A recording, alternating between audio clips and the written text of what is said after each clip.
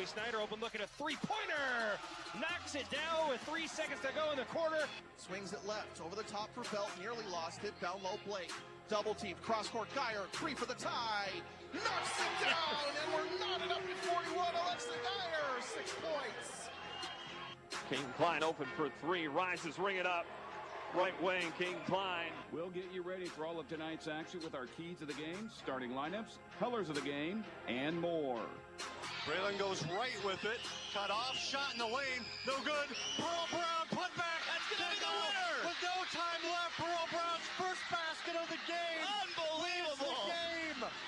Drake Larson drives into the lane, puts it up, and good. Drake Larson going amongst the trees, and he didn't get lost in the forest. And pushing in transition, Van Wijngaarden will kick to Flagel. Three-pointer from the left wing. Gilbert Flagel knocking down the triple. And Shekel will take it and can it from downtown. And Katie Shekel. Threes keep coming. Klein trying a 3. The freshman connects from the left wing. Now let's head to the gym for all the exciting action of South Central Iowa High School basketball on the 1 to countdown to today's local sports coverage. KNIA, KRLS. Welcome into another edition of Iowa High School basketball here on KNIA, KRLS.com, the KRLS2 stream, and on the Pella Christian YouTube channel. I'm Tyler Crabb. He's Aaron Stoltz as we get ready for all of tonight's action between the Eagles and the Bravettes. Pella Christian versus Montezuma in the home opener for the Eagles. Aaron, appreciate you joining us tonight, and looking forward to our first home contest of many home games here on Eagle Lane this season. Absolutely, yeah. Thanks for the invite back again this year, Tyler, to kind of split some duties as the season goes along, but excited to be back and excited for the start of another season. Exactly. It's going to be very fun to kick off another high school basketball season here on Eagle Lane. This will be game number 2 for the Pella Christian girls. Game number 1 for the Class 1A number 10 Montezuma Bravettes, who are coming off of a state tournament appearance last year. They graduate a couple of girls, and currently the JV game going on in the background behind us, and we got an injured Bravette in the gym, so that is why you hear a little bit of silence there. And she's going to get up here real quick and hurt the right arm there. She'll make her way off, and that'll make the Bravettes JV squad a little bit more short-handed than it already was. They already had 2 girls out with illnesses today, so they are officially down to 5. I say it doesn't look like there's any more subs on the bench, so Yep. hopefully these girls can get through the last 4.5 minutes injury-free and finish out what's a pretty competitive ball game here. Yeah, it is. Pella Christian with a 27-22 lead here in the JV contest over Montezuma. Let's take a look at our game time temperature presented by Van Haften Plumbing and Heating. And it's 40 degrees outside, and Aaron, I hate to say it, it sounds like we're on a downward trend here, getting ready for anticipated snowstorm after the Thanksgiving holiday. Yeah, I think we had 40-mile-an-hour wind gusts on my drive in, so. Yeah, and it sounds like it's going to be just as windy tomorrow, so if you haven't got those jackets out, I would definitely do that. And then, and if you haven't got your leaves raked up, I wouldn't worry about it now. Just let the neighbor take care of them. Exactly right. Exactly right. Well, and I mentioned if you haven't got the coats out, I'd do that. And if you haven't gotten that furnace looked at, now's the time to call Van Haften Plumbing and Heating, because while it's 40 degrees outside, it's nice and comfortable here inside the Pella Christian High School gym. And if your home isn't staying comfortable during the cold Iowa winters, call on the heating and cooling experts at Van Haften Plumbing and Heating in Pella. You'll rest easy when you pick up the phone and hear. Van Haften. And we look at continuing our pregame coverage of Pella Christian High School basketball against Montezuma. We will step away. We'll come back and we'll have more of the pregame coverage for tonight's contest here between the Eagles and the Bravettes when we return on KNIA, KRLS.com, and on the Pella Christian YouTube channel. Peaceful, accessible, convenient. That's the new Sunset Acres subdivision just west of Pella off Highway 163. Hi, I'm Brendan Foudy with Pella Real Estate Services. There are 36 lots between 3 and 7 acres with 24 available to build right now. And unlike an acreage that you might plan on your own, these convenient lots already have water and electricity run right to your property. Start planning your dream home in Sunset Acres by calling 628-1BUY for Pella Real Estate Services. At Integrity Comfort Solutions, we've been your local, trusted experts on new construction, plumbing, heating, and cooling for over 50 years. We're excited to now offer service. Don't let a breakdown disrupt your comfort. Let our expert team get you back on track. Call us at 641-628-4093 or visit integrity-comfort.com and let our experts work for you. Integrity Comfort Solutions. Let's get comfortable. When you work with the LIS team of certified financial planner professionals, you get the luxury of options. Whether you're moving, retiring, or looking for a change, stop by and meet with one of our financial advisors for a free 30-minute consultation. You can gain access to a wide range of resources and an experienced team dedicated to answering any questions you might have. To schedule a time to meet, call or text us at 641-628-1021. Securities offered through Cambridge Investment Research Incorporated, a broker-dealer member, FINRA/SIPC, not FDIC approved, no bank guarantee, may lose value, not deposit, not insured by any federal government agency. There's a place in downtown Pella that takes you right into the heart of Amsterdam. A beautiful brick walk featuring a winding canal, a working drawbridge, and Dutch architecture providing a classic old world atmosphere. Welcome to the Molengraat. The Molengraat is home to some of Pella's finest lodging at the Amsterdam Hotel, dining with Liberty Street Kitchen and Oriental Express, Beautiful You Salon, Pella Nail Salon, the Pella Window and Door Showroom, and many service businesses. You can even take in a movie at Pella Cinemas. Good luck to our local sports teams from the Molengraat in Pella. As the leaves fall and temperatures drop, make sure your home stays cozy with Vanderlinden Services, your York certified dealer. Our expert technicians ensure your furnace is ready for winter's chill. Schedule a tune-up today and enjoy peace of mind all season long. Call me, Austin Vanderlinden, at 641-780-0193 to schedule an appointment, or visit vanderlindenservices.com. Stay warm with York. Stay confident with Vanderlinden Services, the best for the job.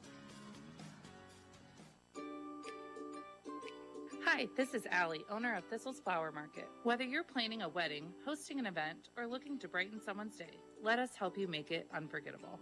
From stunning wedding florals to everyday gift deliveries, we're here to bring joy and beauty to your special moments. Located in downtown Pella, Thistle's has been serving our community for almost 40 years. Thistle's Flower Market, making every moment unforgettable. Masters of metal, forces of the forge, artists of the arc, titans with a torch. Vermeer is hiring weld warriors, and they want you. It takes all skill types to build Vermeer iron. Bring your strength, bring your spark. Join a team that builds tough equipment and backs each other up.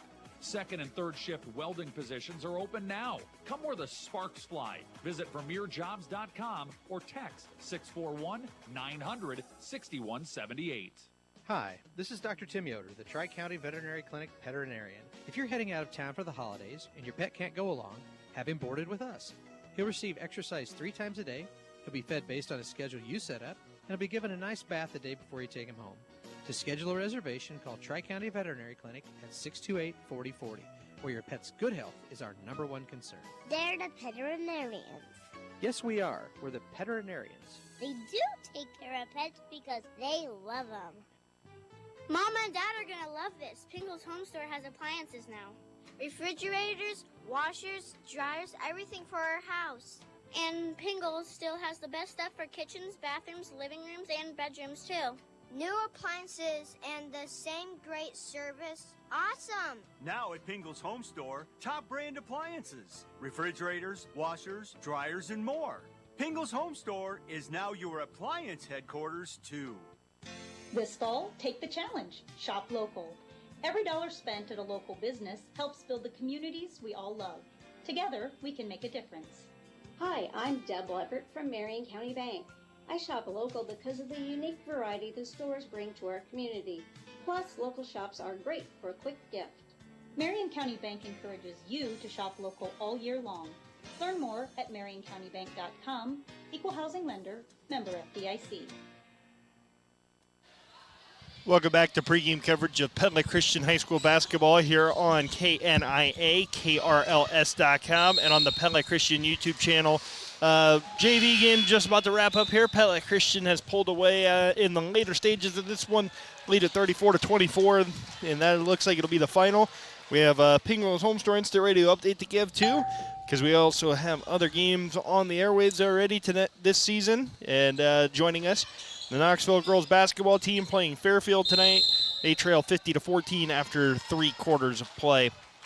And we also have another Pingle Home Store Instant Radio update. Pella girls basketball cruising early against Mount Pleasant, 18-2 at the end of the first quarter over there for the Dutch. Continuing with our pregame coverage of Pella Christian High School basketball against Montezuma here. We look at our McKay Group radio keys to the game. And Aaron, I think talking to Coach Mum, he gave me one pretty good key right off the bat that is obviously going to be something to look to with this team. It's going to be, how do you replace Chloe Snyder? Last year against Montezuma, the Eagles winning by 14 points on the road, getting a ranked win over the Bravettes. But Chloe Snyder had 20 points in that one. How do you replace the 20 points that she gave you there? Going to be interesting to see. The other thing I'm gonna be looking for tonight is Montezuma, a team with a little bit of size. The other night against PCN, they had a little bit of size and some length as well. Went to that zone, made it very difficult for our team. Going to be curious to see the couple of practices that the Eagles have had to just kind of, get adjusted. What kind of adjustments they have made to face those zone defenses. Yeah, in the first game of the season is always just kind of a feeling out process, as is tonight. Early on in the season, kind of who you are. You're counting on a player like Chloe to really help contribute, especially from the perimeter, and for the Eagles side. And when you lose another perimeter threat, it sometimes can clog things up inside for a Rachel or a Addie and make it a little more difficult for them. So you take that away, and some of those adjustments, I think, from their standpoint, kind of for me, is can you put 4 quarters together? They played a really solid first half, even first 3 quarters the other night at PCM, and so can you play a complete 4 quarters on your home court tonight? And again, what are some of those adjustments? How have they responded? There'll be some extra energy just being at home. The home opener is always special and fun for the kids. So, but yeah, curious to see how they rebound tonight. Absolutely, and those are McKay Group radio keys to the game. Auto, home, business, commercial, life, and health insurance covering you in Knoxville and Oskaloosa. Our colors of the game presented by Michelle Gritter's Lux Photography for the Bravettes are going to be in the road black uniforms tonight. Black shorts, black uniform tops, blue trim, and blue numbers with some white outline on the numbers and the trim on those jerseys as well. For Pella Christian, they're going to be in the home white uniforms, white shorts, white jersey tops, maroon and gold piping on the uniforms, and then maroon numbers with the gold trim around the numbers and the lettering. That is tonight's colors of the game presented by Michelle Gritter's Lux Photography.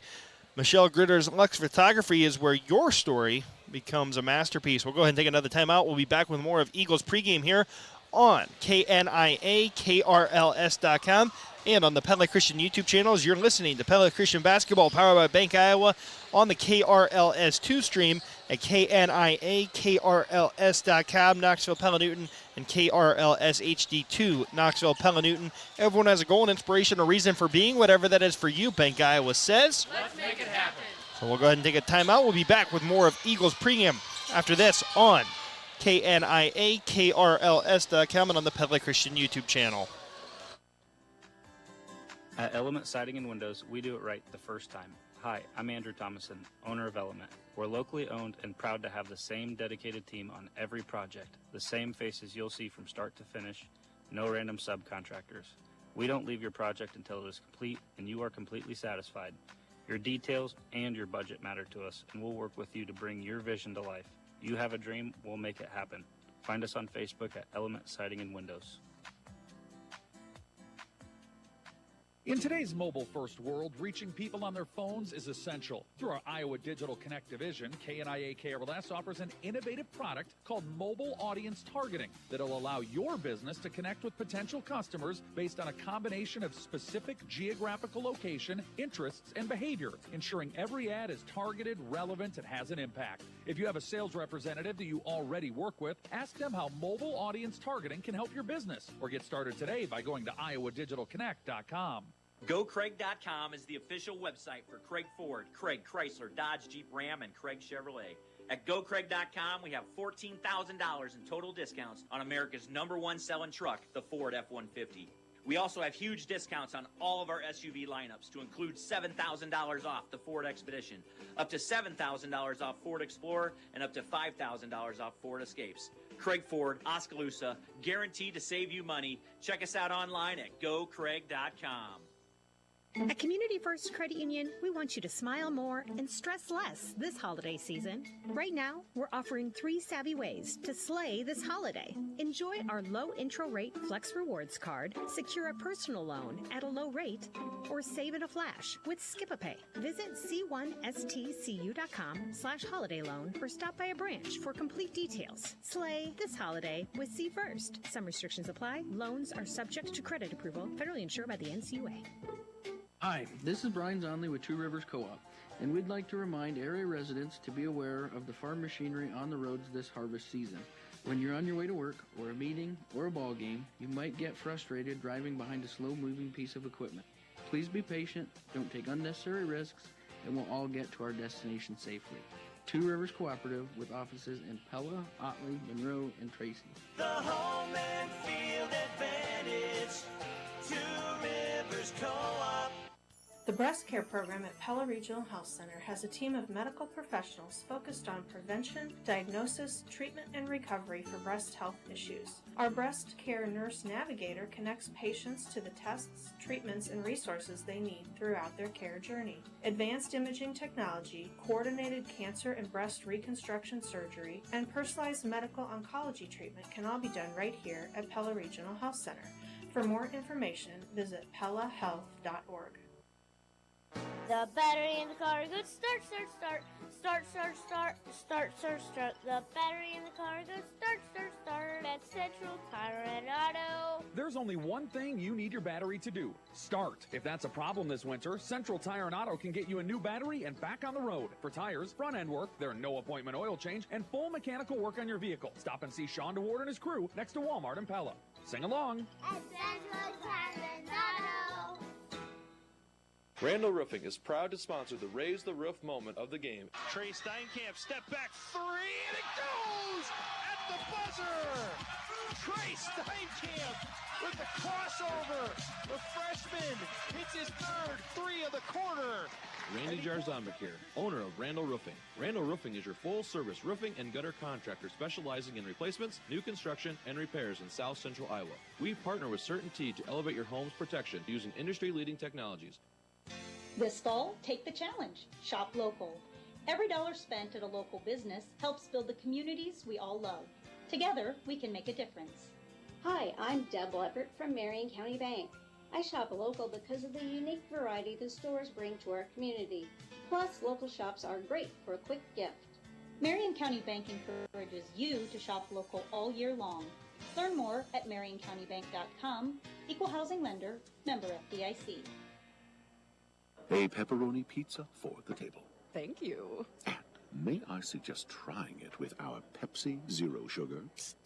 It has just the right amount of sweetness to complement all that cheesy, saucy goodness, while the carbonation and notes of citrus enhance the flavor profile. Simply divine. Pepsi Zero Sugar? You've really outdone yourself this time. Pizza deserves Pepsi. Welcome back to Eagles pregame here on KNIA, KRLS.com, and on the Pella Christian YouTube channel. He's Aaron Stoltz. I'm Tyler Crabb. It's time to look at tonight's starting lineups presented by Pella Real Estate Services. So the two voices you've heard alongside me this year, it's brought to you by them. You know, the Mike Bouquet and Aaron Stoltz over here at Pella Real Estate Services. They're bringing you our starting lineups. We'll start with the Bravettes of Montezuma. And they'll lead it off with a 5'4" junior guard, number 4, Vivian Cook, a 6-foot junior forward, number 5, Sydney Burgess, 5'6" senior guard, number 10, Claire Ursulis, a 5'4" sophomore guard, number 12, Lauren Larmore, and a 5'5" sophomore guard, number 20, Alexa Rose. For your Eagles tonight, the starting lineup will look like this: a 5'9" senior guard, number 3, Chloe Nickel, 6-foot junior guard, number 5, Bryn Runner, 5'5" junior guard, number 1, Jessa DeVries, 5'10" senior forward, number 13, Addie Van Arendonk, and a 5'10" junior forward, number 35, Rachel Kakmarinsky. And Rachel's role in this forward there, but, I think back to, I kind of think to the NBA, to what you see with like LeBron James, at the college level maybe even more so. That's where I'm a little bit more proficient. I watch, Joshua Jefferson of Iowa State, George Niang back in the day for all those Cyclone fans, kind of that role where they were technically listed as a forward, but they took a lot of ball handling responsibility, played on the perimeter a lot. That's kind of the role that Rachel's going to fill and going to need to fill with the absence of Chloe Snyder this season. Absolutely. Over the last handful of years, you've seen kind of a transition across all basketball, kind of the positionless basketball, way. Unless you have a traditional 5 post player, you've kind of seen teams go away from that. So if Rachel can get, her Gal Gardner on the open court, she's definitely got the speed to get by her, and that can create some mismatches and hopefully some easy finishes at the rim for the Eagles. Absolutely. So we'll see how that works out. But again, that's your starting lineups presented by Pella Real Estate Services. They are a full-service brokerage with a lineup that includes residential and commercial real estate, acreages, property management, storage facilities, and short and long-term rental options. Call 628-1BUY for Pella Real Estate Services. We'll go ahead and take another quick time out here on our pregame coverage of Pella Christian High School basketball. We're about 6.5 minutes from getting things underway here on Eagle Lane in the home opener for the Pella Christian girls basketball team as they take on Class 1A number 10 Montezuma. When we return on KNIAKRLS.com and on the Pella Christian YouTube channel. Did you know that the Thanksgiving and Christmas holidays can be a dangerous time of year for dogs? This is Dr. Glenda Van Wyk at Van Wyk Veterinary Clinic. If your dog is vomiting, in pain, and or lethargic, these could be signs of pancreatitis. To avoid pancreatitis, always feed your dog a balanced diet and avoid high-fat foods like table scraps. If your dog shows any of these signs, call Van Wyk Veterinary Clinic for treatment options right away. Protect your pet's health at Van Wyk Veterinary Clinic. Quality, compassion, family. As the leaves fall and temperatures drop, make sure your home stays cozy with Vanderlinden Services, your York certified dealer. Our expert technicians ensure your furnace is ready for winter's chill. Schedule a tune-up today and enjoy peace of mind all season long. Call me, Austin Vanderlinden, at 641-780-0193 to schedule an appointment, or visit vanderlindenservices.com. Stay warm with York. Stay confident with Vanderlinden Services, the best for the job. Winter is coming, and with it comes heavy snow and ice and bad roads. Upgrade your winter driving experience with a new set of Firestone Weather Grip tires and step up your savings before winter hits with a trip to Raceway Tire and Exhaust. Raceway Tire and Exhaust has everything you need to keep your car in top driving shape for the weather to come. From Firestone Weather Grip tires to brakes, AC, wiper blades, and more, stop into Raceway Tire and Exhaust today. Raceway Tire and Exhaust. We got what you need to get you on the go. Who's always open? You know who. It's Anytime Fitness. And right now, you can get the rest of the year for free. If you're looking to get a head start on your fitness goals for the new year, then we've got a deal for you. From now until December 1st, when you sign up for a membership, you'll pay no dues until 2026. Go to AnytimeFitness.com to sign up, and you can get the rest of the year for free. It's your fitness, done your way, at Anytime Fitness in Pella. As we're settling in for another Iowa winter, think about what the cold weather does to your garage door. Low temperatures can cause lubrication problems, metal to contract, and springs to become brittle. And consistent wet weather can cause your door to swell. Those things can lead to big problems, like your door getting stuck or not working at all. And that's the last thing you want to deal with in the freezing cold. Make sure those things don't happen by calling DeYoung Door Service for an inspection of your garage door today. Hi, this is Kurt DeYoung. We're the gurus of garage doors. DeYoung Door Service in Pella. Hi, this is Mike at Langstrad Auto Body. It's deer season again, and I know from experience that whether you're in your car or in the timber, there's one out there with your name on it. They always say if a deer jumps out in front of you, aim right at it. The good and bad of that is that some of you will be visiting your local meat locker, and the rest will be visiting us at Langstrad Auto Body. Whether it's a deer or some unfortunate accident, you know that Langstrad Auto Body is there for you with a lifetime written warranty and satisfaction 100% guaranteed. Langstrad Auto Body, where you don't have to look for a quality repair. There's something for everyone this season at Scooter's Coffee in Pella. From favorite brews to cold drinks and delicious treats. Sip a blended or iced Glacier Red Bull infusion for that festive boost. And even the kids can enjoy the fun with the Cherry Cheers sparkling float or the magical Mr. Narwhal. Ice cream, blue raspberry syrup, whipped cream, and sprinkles. Scooter's Coffee. Amazing drinks, amazing people, amazingly fast. Knoxville Hospital and Clinic provides access to family medicine services for individuals and families throughout South Central Iowa. Family medicine providers evaluate, diagnose, and manage a wide range of health concerns from preventive screenings to chronic conditions. These services promote continuity of care, coordination between specialties, and ongoing patient education. Care through family medicine supports wellness across all stages of life. Learn more about family medicine and provider availability at Knoxville Hospital. Nearly 3,000 homes in Pella are enjoying 1 gig of fast, reliable fiber internet from Pella Fiber. Why not you? It's only $75 a month with no contract, no installation fees, no data caps, and no throttling. And if there's ever an issue with your service, Pella Fiber is a local utility with local employees to get it fixed quickly. Make the switch today and join the nearly 3,000 homes in Pella getting a gig for just $75 a month by going to PellaFiber.com. Hi, this is Dr. Tim Yoder, the Tri-County Veterinary Clinic veterinarian. If you're heading out of town for the holidays and your pet can't go along, have him boarded with us. He'll receive exercise 3 times a day, he'll be fed based on a schedule you set up, and he'll be given a nice bath the day before you take him home. To schedule a reservation, call Tri-County Veterinary Clinic at 628-4040, where your pet's good health is our #1 concern. They're the veterinarians. Yes, we are. We're the veterinarians. They do take care of pets because they love them. Welcome back here for pregame of Pella Christian versus Montezuma as we get ready for the opening tip presented by Dutch Mill Supply here on the Pella Christian YouTube channel and on KNIAKRLS.com. Again, your colors of the game presented by Michelle Gerder's Lux Photography.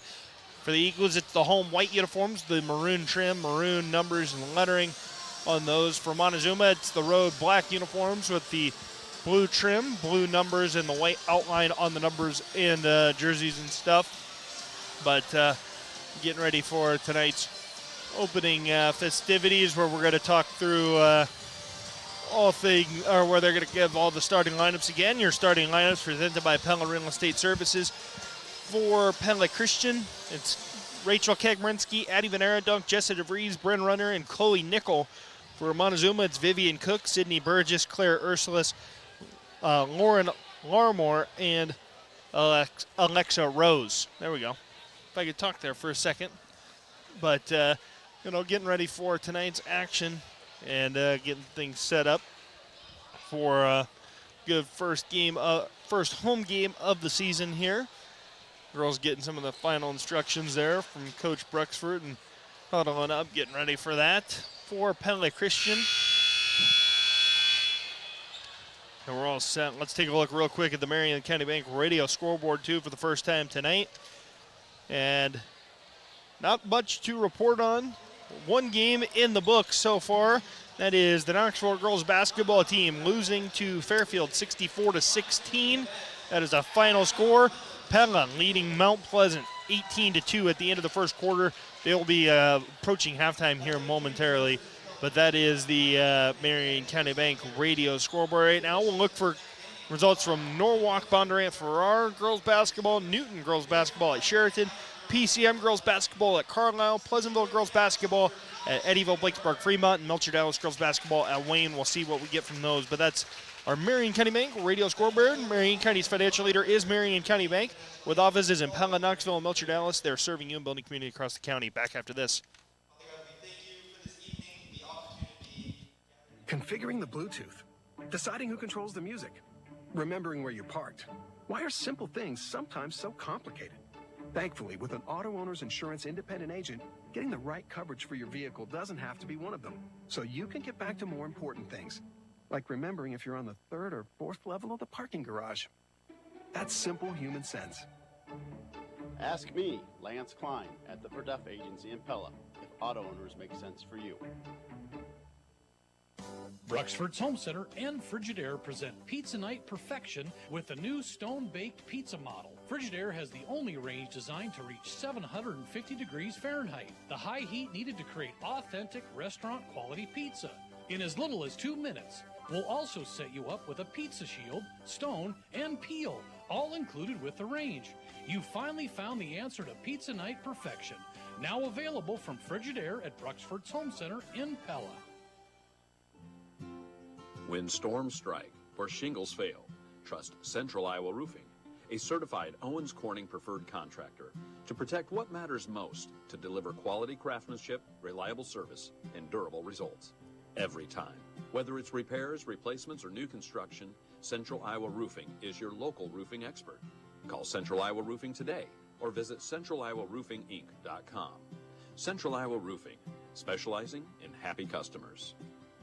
In today's mobile-first world, reaching people on their phones is essential. Through our Iowa Digital Connect division, KNIA KRLS offers an innovative product called Mobile Audience Targeting that'll allow your business to connect with potential customers based on a combination of specific geographical location, interests, and behavior, ensuring every ad is targeted, relevant, and has an impact. If you have a sales representative that you already work with, ask them how Mobile Audience Targeting can help your business, or get started today by going to iowadigitalconnect.com.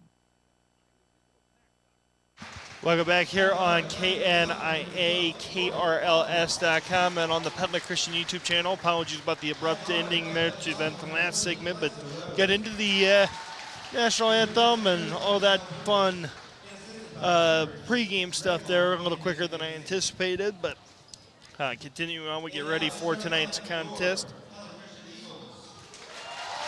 And getting ready to announce the starting lineups here for the Eagles. Some nice new graphics this year too. Very colorful. I'd say I like the look of those too. Say it's kind of got that old school, vibe to them a little bit. You know, I'm forgetting the name of it. It's Polaroids, right? Well, that's going way back. Yeah, I mean, it's like kind of like that Polaroid slide feel to it. A little bit to it, yeah. You know, so, like with the photos individually in there. Yeah. You know, kind of like the look of that. Let's just say probably somebody a little more creative than you or I putting it together. Yeah. Say definitely was not me. No. Definitely was not me. I'll tell you that. It was not me. So. But some nice looking graphics here as we get ready for the home opener here for Pella Christian. It's the opening tip presented by Dutch Mill Supply in Pella, your only locally owned lumberyard and building material supplier. Rachel Kegmerinsky set to jump it for the Eagles. Sydney Burgess, I would have to imagine, as the 6-footer for Montezuma will be who was in the center circle for the Bravettes. That'll be who it is. So Burgess versus Kegmerinsky. Home opener on Eagle Lane. Really nice sized student section to start off the season here for Pella Christian. Opening tip is in the air, and Jessa DeVries will grab it, and Pella Christian wins the opening tip. DeVries down low for Chloe Nickel. Her shot off the bottom of the backboard there. She got just a little too far underneath there. So Montezuma with their first possession. It's going to be Larmore with it. Looking to dribble. She'll find Alexa Rose. Back over to Vivian Cook. Inside for Burgess, working against Kegmerinsky. Her shot is too strong. Rebounded by Addie Van Arendonk. Nice job, Rachel, just kind of playing straight up there. Bryn Runner going to give to Jessa DeVries out at the volleyball line, out top. Looking to drive, creates a little separation, tosses it up and in the middle of the lane. Jessa DeVries puts Pella Christian on top, 2-0, 7:15 to go in the first quarter. I like the fact that she attacked there and didn't settle. That's a good sign. Yep, now on the other end, looking to drive is going to be number 10, Claire Urselius.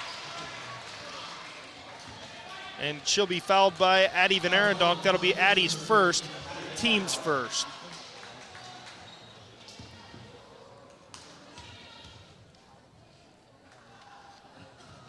And first free throw is no good for Urselius.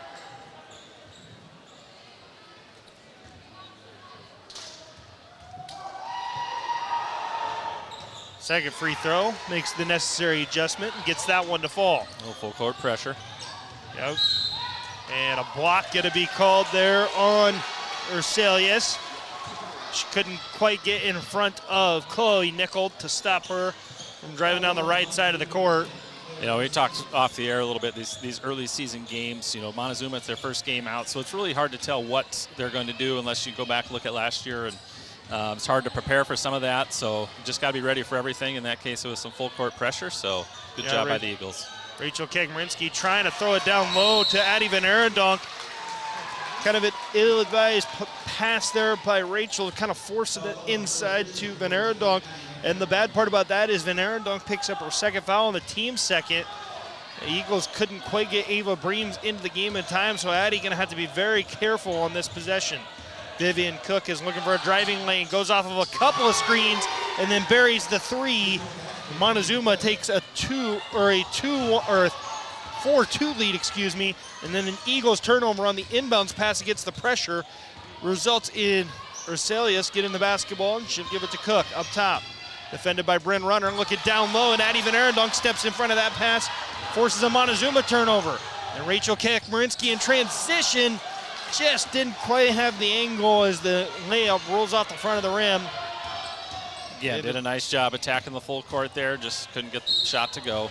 And Cook drives the basket and is fouled by Rachel Kekmarinsky. That's her first, team's third.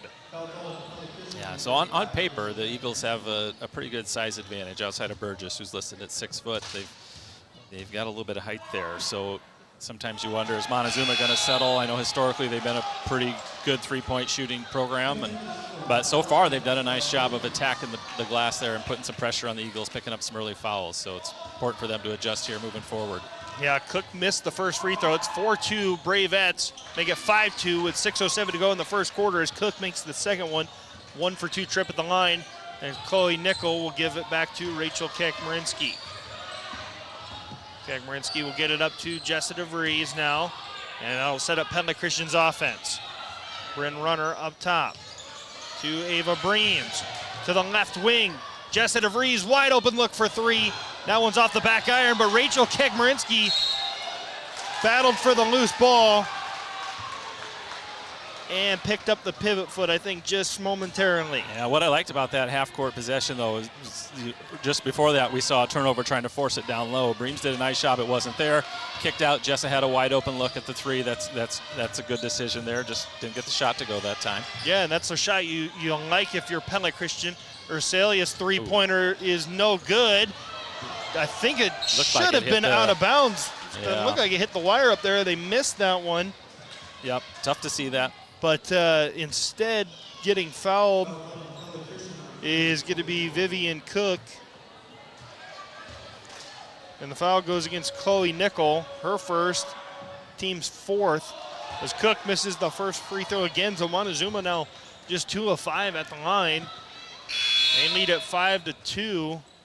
And Sophia Slaughter going to check into the game for the first time for Chloe Nickel. The other thing is we're 2.5 minutes in, and Montezuma's shooting 6 free throws already. So, yeah, Vivian Cook made the free throw, but it does not count because of a violation, lane violation.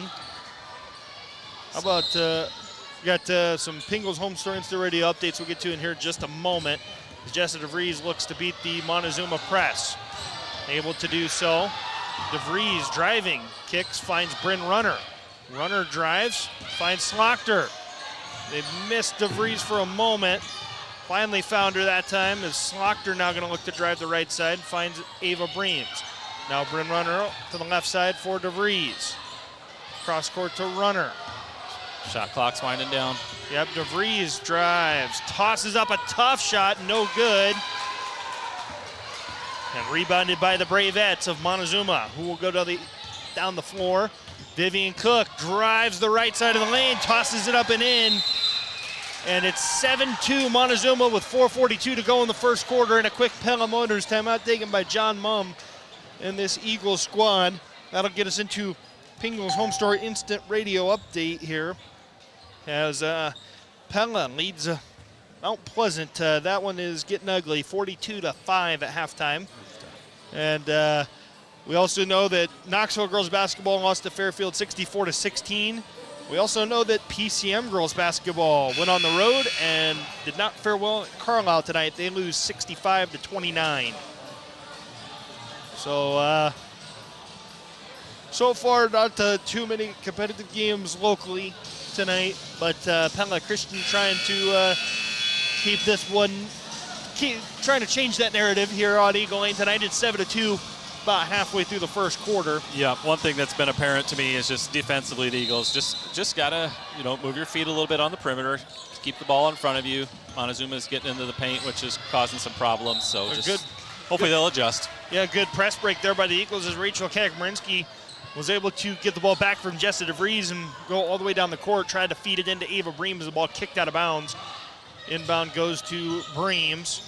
Bryn Runner to the corner for Jessa DeVries. Nice move, gets to the basket and is fouled, and they say on the floor.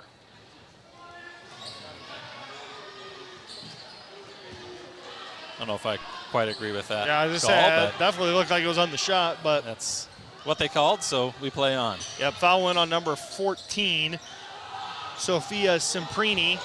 Sophia Slochter, three-pointer, no good. Rebounded by Bryn Runner. Inside, the ball goes for Ava Breams, and she's got her first 2 points of the night and pulls Pella Christian within 7-4 on the right-handed layup. Just a great job of being patient there. Used her footwork well with the up and under. It was good to see. Yeah, Vivian Cook looks to drive. Step back shot over the top of Bryn Runner is no good. Long rebound goes right back to Cook. Cook will give it up top for Larmore. Larmore drives the left side, leaves the layup short. Rebounded by Ava Breams. Rachel Kagmarinsky the other way will kick to Bryn Runner. Runner to Slochter, left wing three this time. That one misses.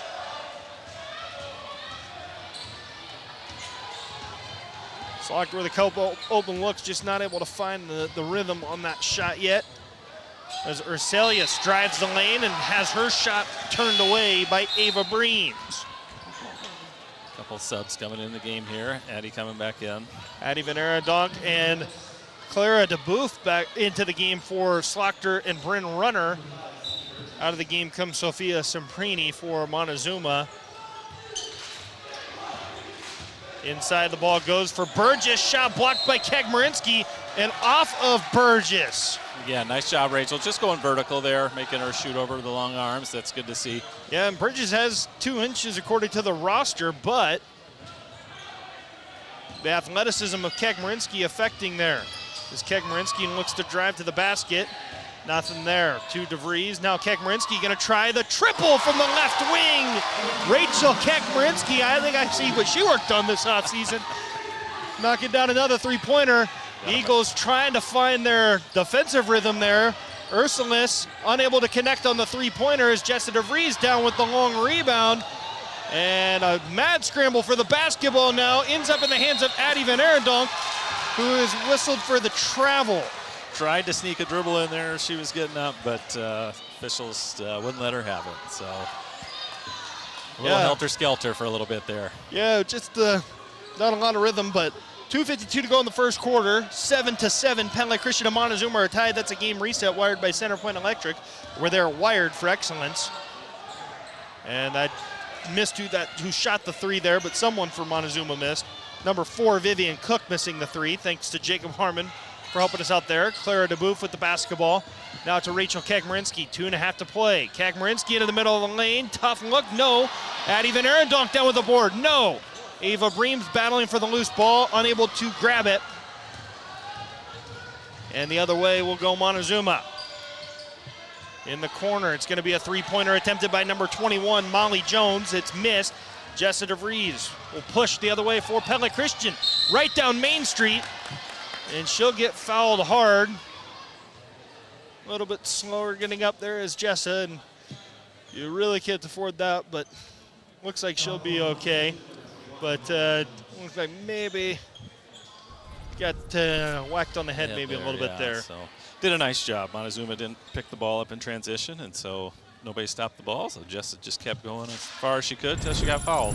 Yeah, 2:07 to go in the first quarter, and DeVries is off to the right on the first free throw. As Ashlyn Vermeer will come into the game for Clara DeBoeuf.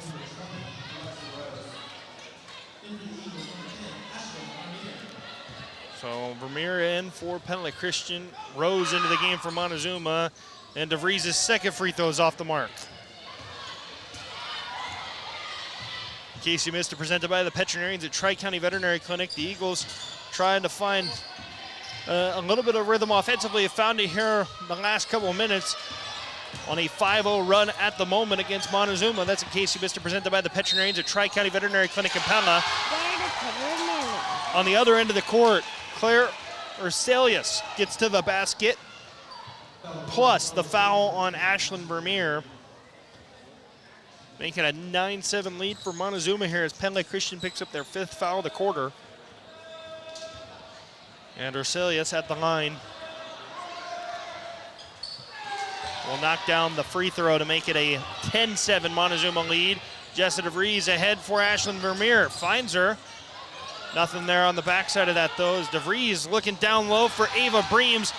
But Urselius does a nice job to poke that away, but then Ashlyn Vermeer takes it right back away. And Rachel Kagmarinsky on the right wing. Down low for Addie Van Arendonk. And that one results in another Eagles turnover. I've got 5 early for us. Just got to clean that up a little bit. Yep, down low, ball goes for Burgess. Now back outside, three-pointer from the left corner is good for Lauren Larmore. And another Pella Motors timeout taken here by John Mumm in the first quarter as Pella Christian falls behind 13-7 with 1:10 to go in the first. Bryn Runner going to be set to check back in for Pella Christian. And as we stick here, Aaron, I think that the big thing for Pella Christian right now has got to be just not forcing things. I mean, that's kind of been I think you said you had 5. I think I had somewhere around 6 turnovers, but it feels like a lot of them are just ones where it's not necessarily something that Montezuma's doing super well. No. We're just making bad reads. Yeah, right you now. know, and the one on the press there early on, but for the most part, we're getting the ball to the half court. Just maybe some rush shots once we get there. Just got to look for ways to, settle in. How can you reverse that ball? Use your height inside, make pressure on the Bravettes at the rim versus just settling for a long shot and letting them off the hook there. Yeah, well, and it's like, I mean, at times too, like you want the ball to go inside, but it might not be there right away. So make a couple of ball reversals to see if you can find it right there. Just like exactly that. Like that is Ashlyn Vermeer inside for Rachel Kagmarinsky for 2. Just as we're talking about there, and let it set up. You move the ball from one side of the floor to the other, and good things tend to happen. Exactly right. Now driving to the basket, Vivian Cook. Tough right-handed shot, no good. Rebounded by Bryn Runner. I don't think I made the count big enough for Vivian Cook for shooting/scoring. Got about a 4-second differential on the shot and game clock here. So see if the Eagles run it down and hold for one as close as they can. Yeah, 21 seconds to go in the first quarter. Pella Christian trailing 13-9. It's Jessa DeVries in the right corner with it. Back out to Bryn Runner. Runner looking to drive. Back out. Ashlyn Vermeer, wide open look from the right wing. Ball goes in and out, and the Eagles pick up a silly foul there. That's one as a coach, you're just like, you like the aggressive play, but you give them a chance at the free throw line here. late in the quarter when they were going to have to go the length of the court to get that shot up. That's the thing. Under 10 seconds on the clock, and maybe instead of, I don't want to say bail them out, but you make them earn it the length of the floor instead of giving another trip to the foul line. Yeah, so Larmore is at the line after the first foul on Bryn Runner. Larmore misses the first free throw, although the way free throws have gone tonight, I don't know that it's the worst thing. About 50% so far. Yeah. Roughly. So. Yeah, Semprini coming back out of the game as Burgess returns for the final 8.6 seconds. Like to see the Eagles push and get a clean look here. Larmore goes 1 of 2, and she will now check out of the game as number 21, Molly Jones, returns. And the make there allows them to set up their pressure, full court. Yeah, Bryn Runner with it. Pushing ahead. Runner, left wing, Van Arendonk. Gonna try to force up the shot at the buzzer. It'll be blocked by Burgess, and that'll be how the quarter ends. Montezuma 14, Pella Christian 9. Back inside the Element Sighting and Windows radio broadcast booth on KNIA, KRLS.com, and on the Pella Christian YouTube channel right after this. Michelle Gritters with Lux Photography, and as a mom of 2 boys, including a 2027 senior, I'm feeling all the emotions. Just yesterday, we were laughing at made-up bedtime stories, and now I'm lucky to get a quick headbutt kiss before he heads out with friends. And when I ask about senior pictures, I get it. Boys aren't usually thrilled with the idea, and that's why I keep my sessions easy and relaxed, and most guys end up enjoying it. If you've got a class of 27 senior boys, schedule a session at michellegritters.com, and let's make this a milestone you'll both remember. Hey, it's Tegan at Olork Ford Lincoln. Our year-end event is on, and we've got real 0% APR financing on some of our most popular Ford and Lincoln models. Get 0% for 60 months on F-150, Explorer, and Escape, and 0% for 48 months on Lincoln models such as Nautilus, Aviator, and Corsair. These deals end soon. Stop in today or visit OlorkFord.com. Not all buyers will qualify for Ford Credit APR financing. 60 months at $1667 per month for $1,000 finance. 48 months at $2083 per month for $1,000 finance. Take new retail delivery from dealer stock by 1/5/26. Welcome back here inside the Element Sighting and Windows radio broadcast booth on KNIA, KRLS.com, and on the Pella Christian YouTube channel. Chloe Nickel back into the game for Pella Christian as things get going. The Eagles have not, there we go, now they're matched up. So we were out there a little bit late, still talking some things over here as we get the second quarter started, and it starts with a Chloe Nickel steal all the way to the basket, and the left-handed lay-in is good for Chloe Nickel. Nice anticipation there on the perimeter, and good job with the finish. Yeah, makes it a 14-11 deficit now for Pella Christian, as an open look for 3 is long by Alexa Rose. Rebound by Sydney Burgess, and she shoots it over the top of the backboard. Tried to get it over Rachel's hands, and by golly, she did. Yeah, the backboard as well. Yeah, to say she'd been blocked by Rachel twice and was trying to avoid having it happen a third time. Just a little too much on that one. But again, just goes to show the effect that Rachel can have down low there if she just plays that straight up and keeps herself out of foul trouble at the same time. Yeah, Chloe Nickel drives to Addie Van Arendonk. Now Bryn Runner looking inside for Rachel Kegmarinsky. Rachel got her hands on it but couldn't hold it. Chloe with the steal there. Yeah, Chloe Nickel getting the steal back though. Misses the three-pointer.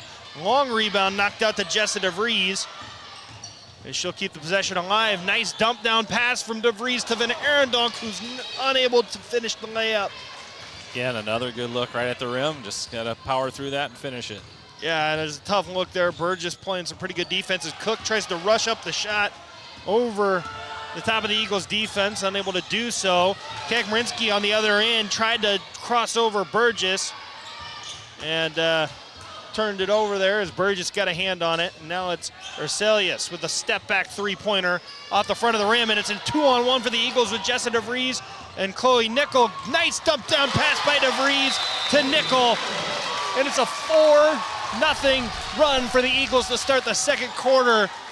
In our Randall Roofing Raise the Roof moment of the game is Chloe Nickel with 4 points here at the start of the second quarter, as Pella Christian within 1, trailing 14-13 against Montezuma with 6:23 to go in the second quarter. Just a perfectly executed 2-on-1 transition basket there by the Eagles. You know, it's one of those things that a lot of times you work on in practice and you think, when am I ever going to get this in an actual game? And there it played out just as you would draw it up. So great job by those two getting down the floor and putting the pressure on the defense. Yeah, just a phenomenal job there by Pella Christian. Chloe Nichols, who hasn't, I mean, we saw at the end of last season against North Mahaska, she's not one that, you know, is every night you're looking for 20 points from her, but she is capable of going on these little spurts. I think it was North Mahaska last year. She scored like 7 out of 9 points in a row to keep Pella Christian in the game at North Mahaska in the postseason. Yeah. Like, she's very capable of putting together a nice, solid performance. But again, that's another Pella Motors timeout. And that was our Raise the Roof moment of the game, brought to you by Randall Roofing. When the moment arises and it's time for a new roof thing, Randall Roofing, as she nearly had another steal. Yeah, the thing I like about Chloe is she's just going to do her thing, right? She's not going to be real phased one way or the other. She's just going to play hard and do what she can to contribute, and you need team players like that. Yeah, Vivian Cook with the inbound. She'll kick it over to, is that 21? Yes, it was. Three-pointer missed by Molly Jones, and then Burgess will foul Rachel Kegmarinsky on the rebound attempt.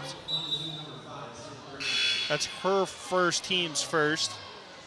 As Molly Jones will check out of the game and Alexa Rose will check back in. Not a super deep team for Montezuma. They've been rolling with 7 thus far in this one. The Eagles have put 9 bodies on the floor so far as Chloe Nickel will get it across half court and sets up Pella Christian's offense. They're trying to figure something out here. Something's not lining up. Bryn Runner down low for Rachel Kegmarinsky, who just didn't have the angle on that shot. And Montezuma with the board, 5:37 to go in the second quarter. It's Montezuma 14, Pella Christian 13. As Vivian Cook goes to the basket, her shot left short. Rachel Kegmarinsky came down with the board. She'll push in transition. Mid-range jumper is good by Rachel Kegmarinsky. And the Eagles are back on top, 15-14. 5:20 to go in the second quarter. That was that point forward we were talking about before the game. Just kind of Rachel getting it going, using her speed there, and was able to hit the pull-up jumper. Yeah, Laura Moore looking to drive on Jessa DeVries. Pretty good defense there by Jessa, but I think she got called for the... Looked like she came down on her just right at the end. So you got 2 officials that are on opposite sides. One called it with the body. The other one was telling her it was because of the SWAT. Yeah, I thought she played it pretty well with the body actually, but kind of brought that hand down to try to block a little bit at the end, and got called for it. Yep. So Larmore at the line. She will make the first free throw here to make it a 15-15 game. There. That's only the first foul on DeVries, first of the quarter. Yeah, and as much dribble penetration as the Eagles gave up the first quarter, I like seeing Jessa get a little physical there and try to keep them out of the lane. That's good. Yeah, Larmore made the second free throw, so Montezuma retakes the lead. Jessa DeVries did a good job breaking the press, was looking for Addie, but just left the pass a touch behind her. Yeah, just a tough angle, but I love the idea. I love the play. Execution, just off one step, but that'll come. Well, and it's early in the season, Absolutely. right? You know, Yep. I mean, you'd rather that happen now than late. Good defense there by Chloe Nickel. Montezuma gets it down low for Burgess. Great defense again by Rachel Kegmarinsky. Addie Van Arendonk the other way to Chloe Nickel. Her shot no good. Van Arendonk on the follow. No. Rachel Kegmarinsky rips down the board, and she'll be fouled. Nice job attacking the glass there. The early look didn't go, but we had Eagles there. 2 offensive rebounds on that possession and end up at the free throw line. Fouling on number 4, Vivian Cook. So Rachel Kegmarinsky going to go to the free throw line for 2 shots. Pella Christian trails 16-15 to Montezuma with 4:38 to go in the second quarter. That's a game reset wired by Centerpoint Electric. Kegmarinsky good on the first free throw. Marion County Bank radio scoreboard. Wow, that was a quick half there as Pella final 57-12 over Mount Pleasant. Kegmarinsky's second free throw left it, or was a little strong, but got her own miss. And Pella Christian maintains the possession. Jessa DeVries is doing a great job holding that pivot foot down there. Nearly traveled with it. Now Rachel Kegmarinsky out top. To the left corner, Jessa DeVries for 3. Shot was no good and came down on a foot. I think that the closeout was really aggressive there. Kind of shocked they didn't call for a landing zone deal there. And they're going to make her come off the floor there. Sophia Slochter going to come on. Hopefully just one of those things that sometimes that happens. It kind of scares you a little bit, and hopefully she can kind of walk it off, jog it off, and be back here quickly because we need her on the floor. Yeah, and it was a pretty aggressive closeout. Kind of surprised that they didn't call anything there. But Van Arendonk was unable to get the shot. And a charge going to be called on Claire Urselius, which will be her second foul, team's third. Great job defensively there by the Eagles.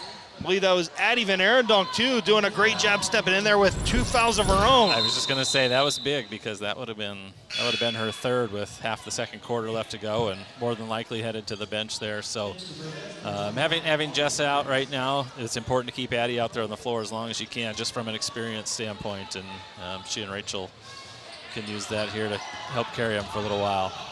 Yeah, and Molly Jones came into the game right away, as Sophia Slochter did for Pella Christian. Addie Van Arendonk with the basketball. She'll kick it over to Chloe Nickel. Nickel's looking to drive, finds Bryn Runner. Runner gonna drive baseline, tries the up and under shot, no good. And they say out of bounds on Pella Christian. Just kind of got caught under the basket there. So one more dribble, or maybe just keep dribbling out to this side and ball reverse it and see what you have, but it happens. Yeah, Jessa returning to the bench there. So that's a good sign for Pella Christian. It's 16-16, Pella Christian to Montezuma with 3:25 to go in the second quarter.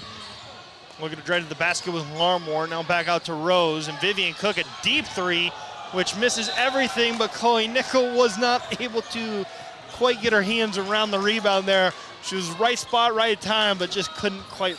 And those are the tough ones to rebound sometimes, right? You're expecting it to hit something, and when it doesn't, it kind of throws the timing off. And when she kind of just turned around and it was there. Yeah. As Vivian Cook now drives to the basket, and a tough shot goes for Vivian Cook, as she gives Montezuma an 18-16 lead. And Sophia Slochter traveled with it after the Eagles beat the press. Did a nice job throwing over the top of the front court there, or the back court, excuse me, to get it to the front court. Then just weren't able to convert. Jessica Rees set the check back in here at the next dead ball as getting ready to. So Vivian Cook tried to drive to the basket, and Bryn Runner set that shot back. Yeah, and Bryn using that length, playing a lot of guard position. So oftentimes on girls a little bit shorter than her, so there's a classic case of using that length of hers to swat that one out of bounds. Yeah, Vivian Cook will inbound it to Burgess. She didn't get in time.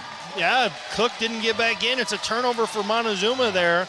I actually ran that the last time down here. I thought maybe they were going to get called on this other side, but it's tough. That inbounder's got to get those feet back in first, and it's all in timing. Again, early season, first game for Montezuma, so they'll work through that too. Yeah, Jessa DeVries returning for the Eagles. Looking to beat the pressure, able to get it to Chloe Nickel. And Nickel able to get it over half court there. Montezuma did a pretty good job defensively on that. There's a runner on the wing. Nice feed down low for Rachel Kegmarinsky. Just a little too strong on the shot, though. 18-16. Montezuma still leads it with 2:23 to go in the second quarter. Vivian Cook back outside for Alexa Rose. Down low for Burgess, working on Kegmarinsky. Kegmarinsky doing a great job, continuing to do a great job of slowing down Burgess. Are we going to? The official on the baseline said it was Pella Christian basketball. The official on the far side, furthest away from the play, tried to come in and overrule that. And the two officials closer, they were like, "Yeah, we have a better angle on that one." So Pella Christian with the possession, 2:07 to go in the second quarter.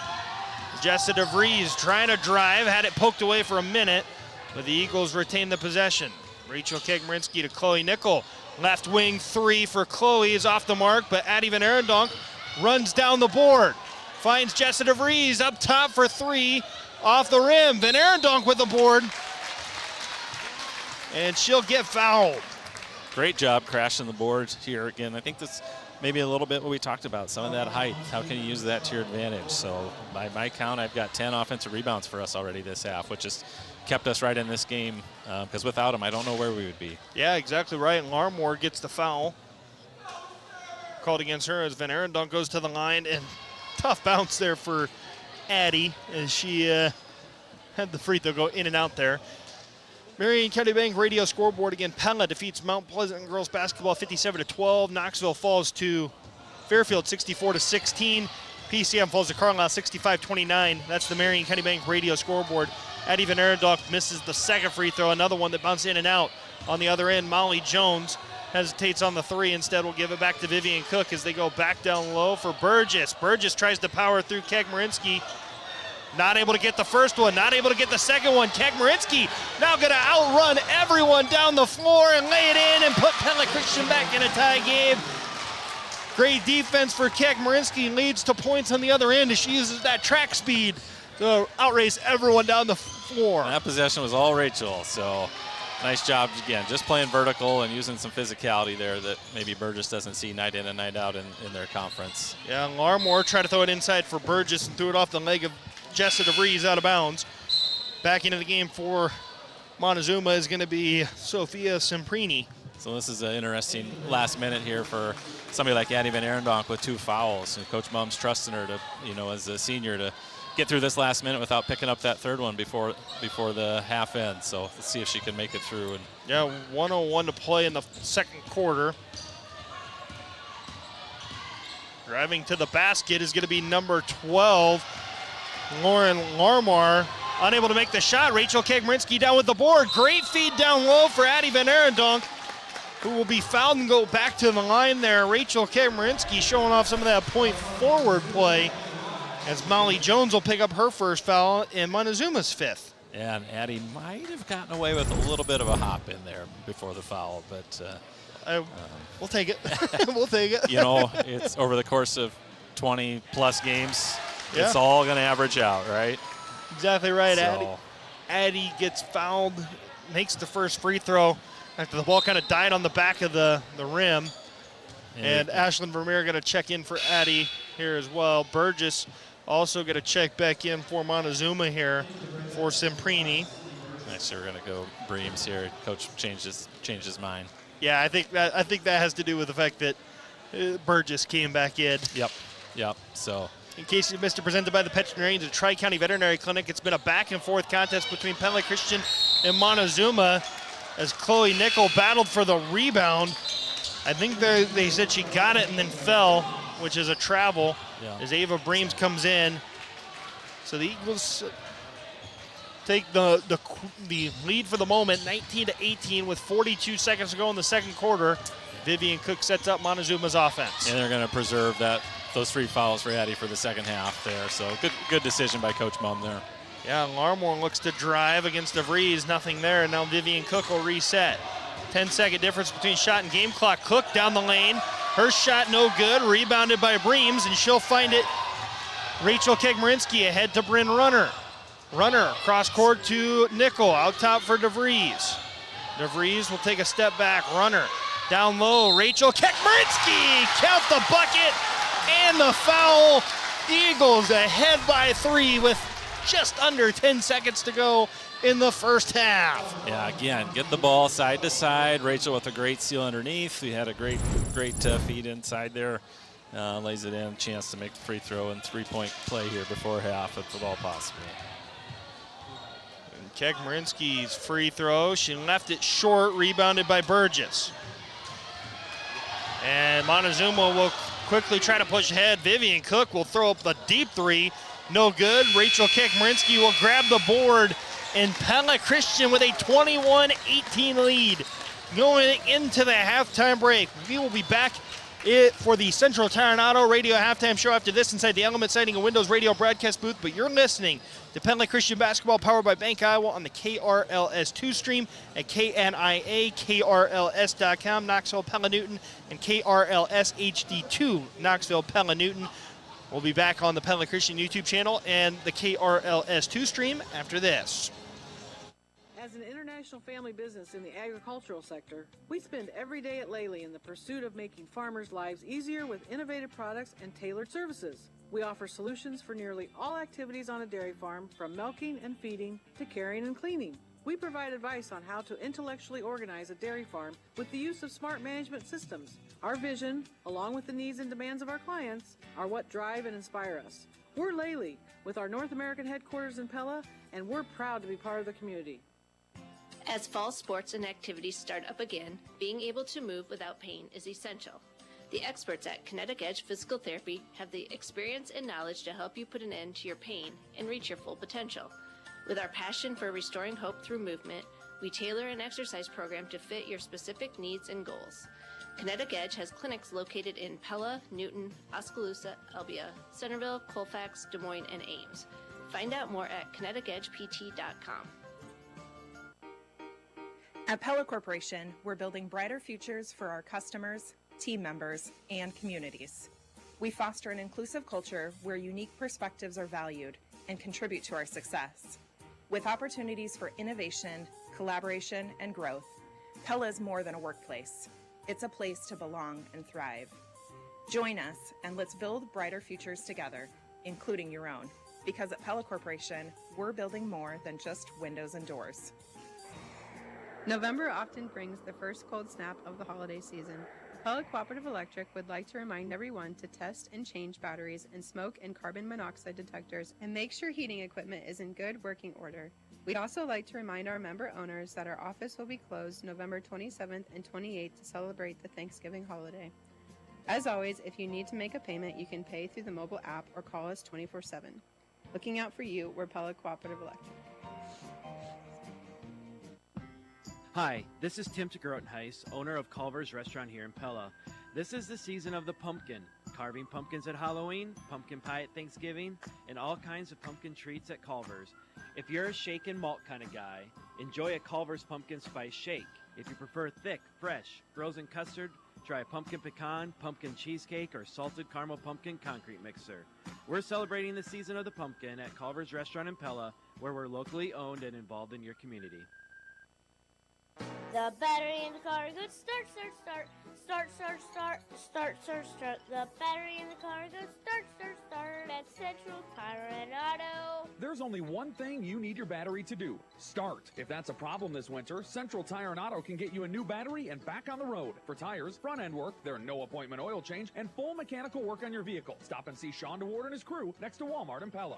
Sing along. At Central Tire and Auto.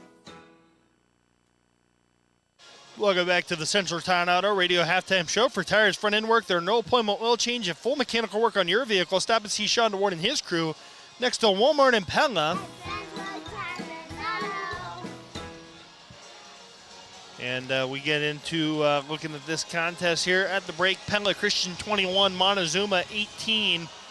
As the scoreboard keeps kind of doing some funky. I've seen Montezuma with 19, 17, 18. They just kind of keep going back and forth. So not sure what happens, but, you know, we're just having some fun with it here at the break. But overall, a great half of basketball for Coach Mumm and his squad, Aaron. I think that that was important to see after the second half at PCM the other night. Just see some of the successes they can have against another really quality opponent here this evening. Yeah, you bet. And I even just from the first quarter to the second quarter, I thought, first quarter defensively, the dribble penetration was really hurting us. Montezuma was getting to the free throw line, getting easy looks.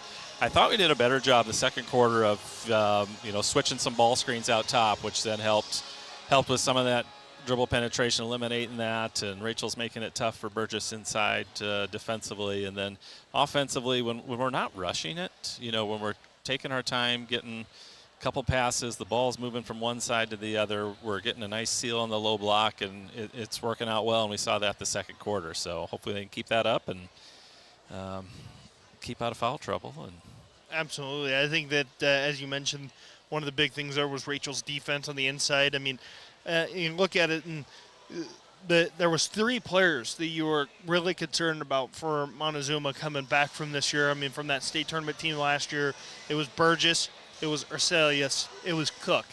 I mean, looking at it, Cook's got some points here in the first half, But, so she's got, 8 points here at the break.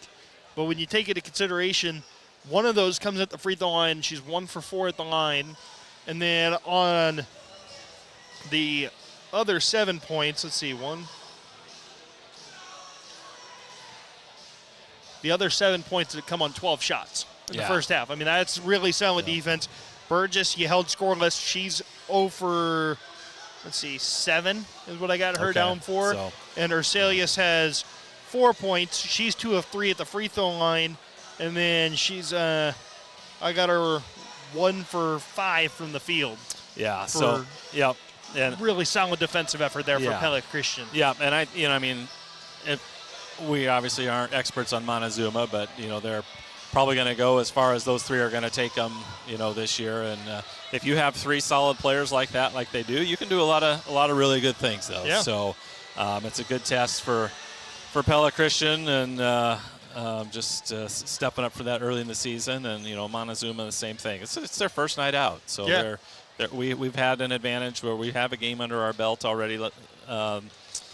Last Friday night at PCM, and so they're some of those things that we had to work through last Friday night, they're working through here the first half. They'll make some adjustments at halftime, and Burgess is too good of a player to keep her shut out, so she's going to get some points. I've got her for 9 rebounds already in the first half, so she's very active around there, and she'll get some, but overall, the fact that I think Rachel made it through the first half with just 1 foul, while putting some defensive pressure on her is absolutely huge for us. And hopefully we can stay away from that, her picking up a couple cheap fouls early in the third quarter, because we need her on the floor. But overall, it's a good test for us early in the season. Absolutely it is. And again, we go inside the numbers delivered by Pella Fiber.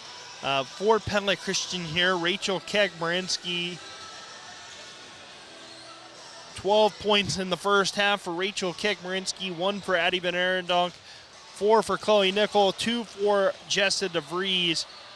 We've got 2 for Ava Breams as well in that first half. As we mentioned, for Montezuma, 8 for Vivian Cook, 4 for Claire Urselius, 6 for Lauren Larmore. And that is all the scoring here inside the numbers delivered by Pella Fiber, where every home gets a gig. Join today at PellaFiber.com. Second half adjustments presented by DeYoung Door Service. I'm not even gonna go to something that happened in the first half necessarily for my adjustment here. It's gonna be from last Friday. Second half was when things kind of went sideways for Pella Christian, and first half you were up 24-23. Second half you kind of saw PCM switched to a zone, and when they switched to the zone, the Eagles really struggled, only scored 10 points in the second half. How can you make a way, or how do you find a way your Coach Mum's squad to not allow that to repeat here this evening against Montezuma? That would be my adjustment. Yeah, and I think if it does happen, you've got to learn from last Friday, and you can't panic, right? You've seen this before now, so what were some things that maybe didn't go so well last Friday? Because I'm sure Montezuma saw that on tape, and I don't, if they've got any type of zone defense that they work on traditionally or anything like that. I would expect to see a little bit here. But otherwise, I think the key for me is just keep putting pressure on the rebounds. So I had us for 11 offensive rebounds the first half, which is phenomenal. Absolutely, and Addie and Rachel combined for 15 total rebounds between the two of them. So just if we can keep pressuring the offensive glass and getting some boards, creating extra possessions, that's going to be huge as well. Absolutely. That's our second half adjustments presented by DeYoung Door Service. If it's time for a new garage door for your home or business, stop and see the gurus of garage doors at their showroom at 908 Roosevelt Road, just west of Pella Christian High School. You've been listening to the Central Tire and Auto Radio halftime show. For tires, front end work, their no appointment oil change, and full mechanical work on your vehicle, stop and see Sean DeWard and his crew next to Walmart in Pella.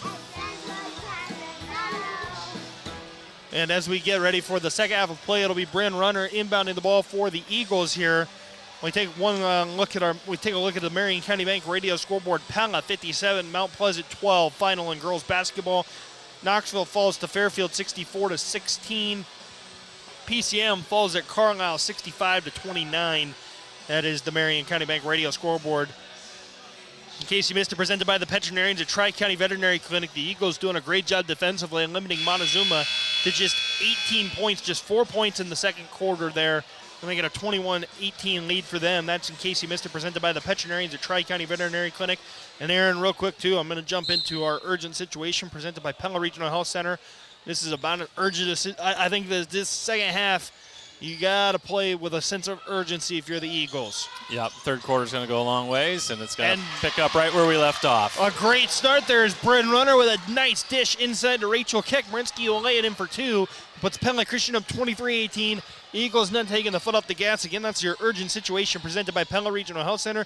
If you need urgent health care today, be seen today at Pella Regional's walk-in clinics in Pella, Knoxville, or Ottumwa. Visit PellaHealth.org for hours and wait times. Rachel Kekmerinsky down with a board. Jessica DeVries, three-pointer, no good. On the other end, off of the miss from, I didn't see who missed it for Montezuma, but then Chloe Nichols' shot blocked out of bounds, and Eagles retain possession. Then another offensive rebound, creating another possession here for us.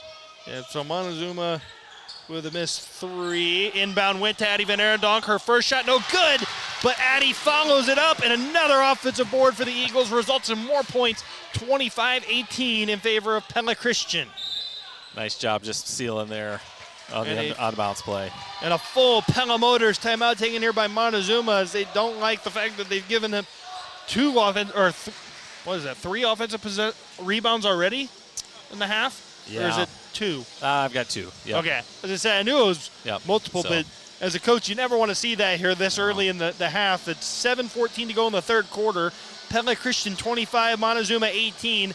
That's a game reset wired by Centerpoint Electric. And Who's Always Open, presented by Anytime Fitness. Aaron, lately it's been Rachel Kekmerinsky. She's been kind of the straw that stirs the drink for this Eagles offense here tonight. 14 of 25 points.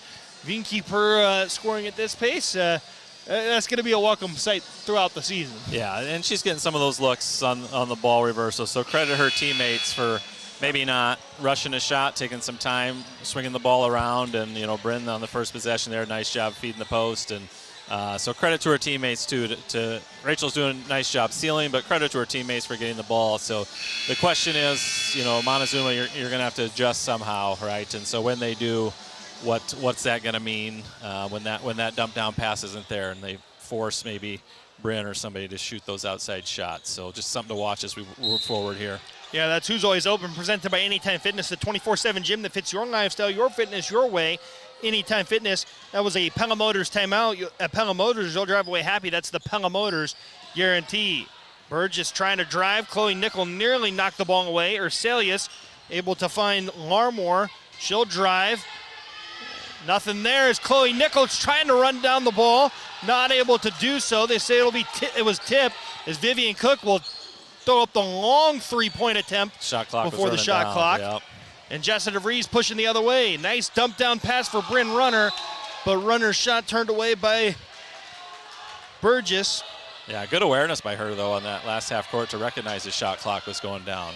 A lot of high school players don't pick up on that, so good job by her. Yeah, here inside the Element Sighting Windows radio broadcast booth, Tyler Crabb and Aaron Stoltz here with you for tonight's contest between Pella Christian and Montezuma. Jessica DeVries will give it to Chloe Nickel. She drives, looks, Bryn Runner now with it. Finding Rachel Kekmerinsky out top. Down low for Addie Van Arendonk. Chloe Nickel going to drive baseline. She was getting ready to throw it cross court to Jessica DeVries, but lost the handle on it. And Vivian Cook pushing the other way for Montezuma. As the Eagles are trying to find themselves defensively here. Urselius gets an open look at a three for Montezuma, knocks it down, and makes it 25-21. Pella Christian on top of the Bravettes. And Montezuma can get hot quick from three, so we got to really limit those open looks like that. Jessica DeVries to Addie Van Arendonk. To the corner for DeVries. Looking back for Van Arendonk. Across the lane to Rachel Kekmerinsky. Her shot off the mark. And Montezuma down with the board is Vivian Cook looking to push for the Bravettes. Cook finding Larmore. Larmore off of the screen of Burgess. Good job by Kekmerinsky and DeVries to defend that. As Urselius is looking to drive and runs into her teammate Sophia Semprini. Getting late in the shot clock here again. Yep, 9 on the shot clock is Urselius. gets to the basket and lays it in and makes this a 2-point game, 25-23. 5:18 to go in the third quarter. Urselius, kind of the driving force for the Bravettes right now. Did a nice job just kind of splitting the double team there and getting to the rim. Bryn Runner to Chloe Nickel, now to Rachel Kegmarinsky. Cross-court pass to Jessa DeVries, and they're going to call Addie Van Arendonk for a push. Yeah, said she displaced her moving up there in the lane, so kind of fighting for position. Just, again, 50-50 call. Didn't go her way that time. Yeah, so that'll be the third foul on Addie Van Arendonk, the first on the Eagles as a team, as Chloe Nichols going to get a break. Ava Breams coming in. Burgess getting a break, as into the game for the Bravettes is Latasia Wilson. Vivian Cook, three-pointer off the side of the backboard. Montezuma wants the ball. They want a tip called. Maybe it was tipped, but again, we don't have a great angle from up here. Just the result of the shot would make you think maybe it was, but hard to tell from up here. Yeah, the Eagles got a little bit confused as the Eagles are trying to set up offensively here. It's Jessa DeVries looking to drive baseline. Nice dump down pass to Ava Breams. And Ava just needed to go up with the shot right away. Hesitated for a second and ends up getting whistled for the travel. Yeah, that or just take one dribble and power dribble in there and finish it. She did a great job the first half with her patience down around the rim there. Just got a little off balance that time. Yeah, Vivian Cook with the basketball. She'll kick it to Wilson in the corner. Now it's Larmore on the left wing. She'll hand off to Urselius, defended by Rachel Kegmarinsky. Handoff goes back to Larmore. To the corner, Wilson three-pointer, no good, rebounded by Van Arendonk. And DeVries looking to push. She'll find Rachel Kegmarinsky on the right side. Pump fake by Kegmarinsky, driving to the basket. And Rachel Kegmarinsky with two more, give her 16 of 27 tonight for Pella Christian. Nice job getting to the 2-foot jump stop there under control, finishing right at the rim. Really strong effort by the junior here, Kegmarinsky tonight in the scoring column. Vivian Cook off of the double screen, trying to work her way free. But Bryn Runner doing a great job defensively, turns the shot away. Yeah, we saw that in the first half too. Bryn just using that length to keep her in front of her and using that left hand to swat that one out of bounds again. Yeah, Burgess returns from Montezuma as Cook is setting up the offense. Finding Urselius, three-pointer from the right wing. Claire Urselius has been the only thing really offensively for Montezuma. She's got all 7 points in the quarter for them, or all 8 points in the quarter, excuse me, as it's 27-26. Jessa DeVries in the middle of the lane, tough look, no good. And now Montezuma the other way. Jessa DeVries tried to sneak up from behind on Cook, who rushed the shot, no good. Now Van Arendonk gonna toss it ahead to Rachel Kegmarinsky. She'll go the length of the court, missed the first shot, and Burgess is down with the board. Yeah, had another good look there, just couldn't get it to go. Yep, Vivian Cook trying to get going here. She'll get a screen, or she'll fake the screen from Burgess. Great job by Bryn Runner to force the ball out of her hands. Urselius, step back three-pointer.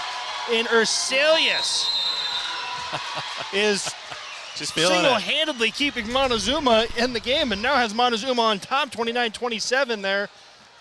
As Coach John Mumm wants to take a Pella Motors time out there. I think he's a little bit frustrated because the hands went down from Rachel there, knowing that Urselius has been feeling it. That's now her third three-pointer of the quarter. She's got all 11 points for Montezuma here in the third. Yeah, so if you're a Pella Christian, you got to make somebody else beat you, right? She's obviously heated up pretty well this quarter. You're right, Rachel got caught with her hand down there, and once a good shooter like that has seen a couple go through, that's the green light every time. So you just got to adjust, whether it's make her put the ball on the floor a little bit more and try to run her off the three-point line or something to that effect. But you just got to really be aware where she's at all the time when she catches the ball, and make sure you've got a hand up, and otherwise she's going to make you pay.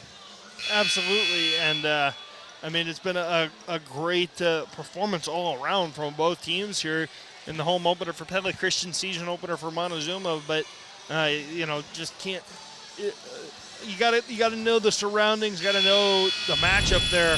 That in that situation, that's one of the tough things. You're trying not to scoreboard watch, but you just got to know.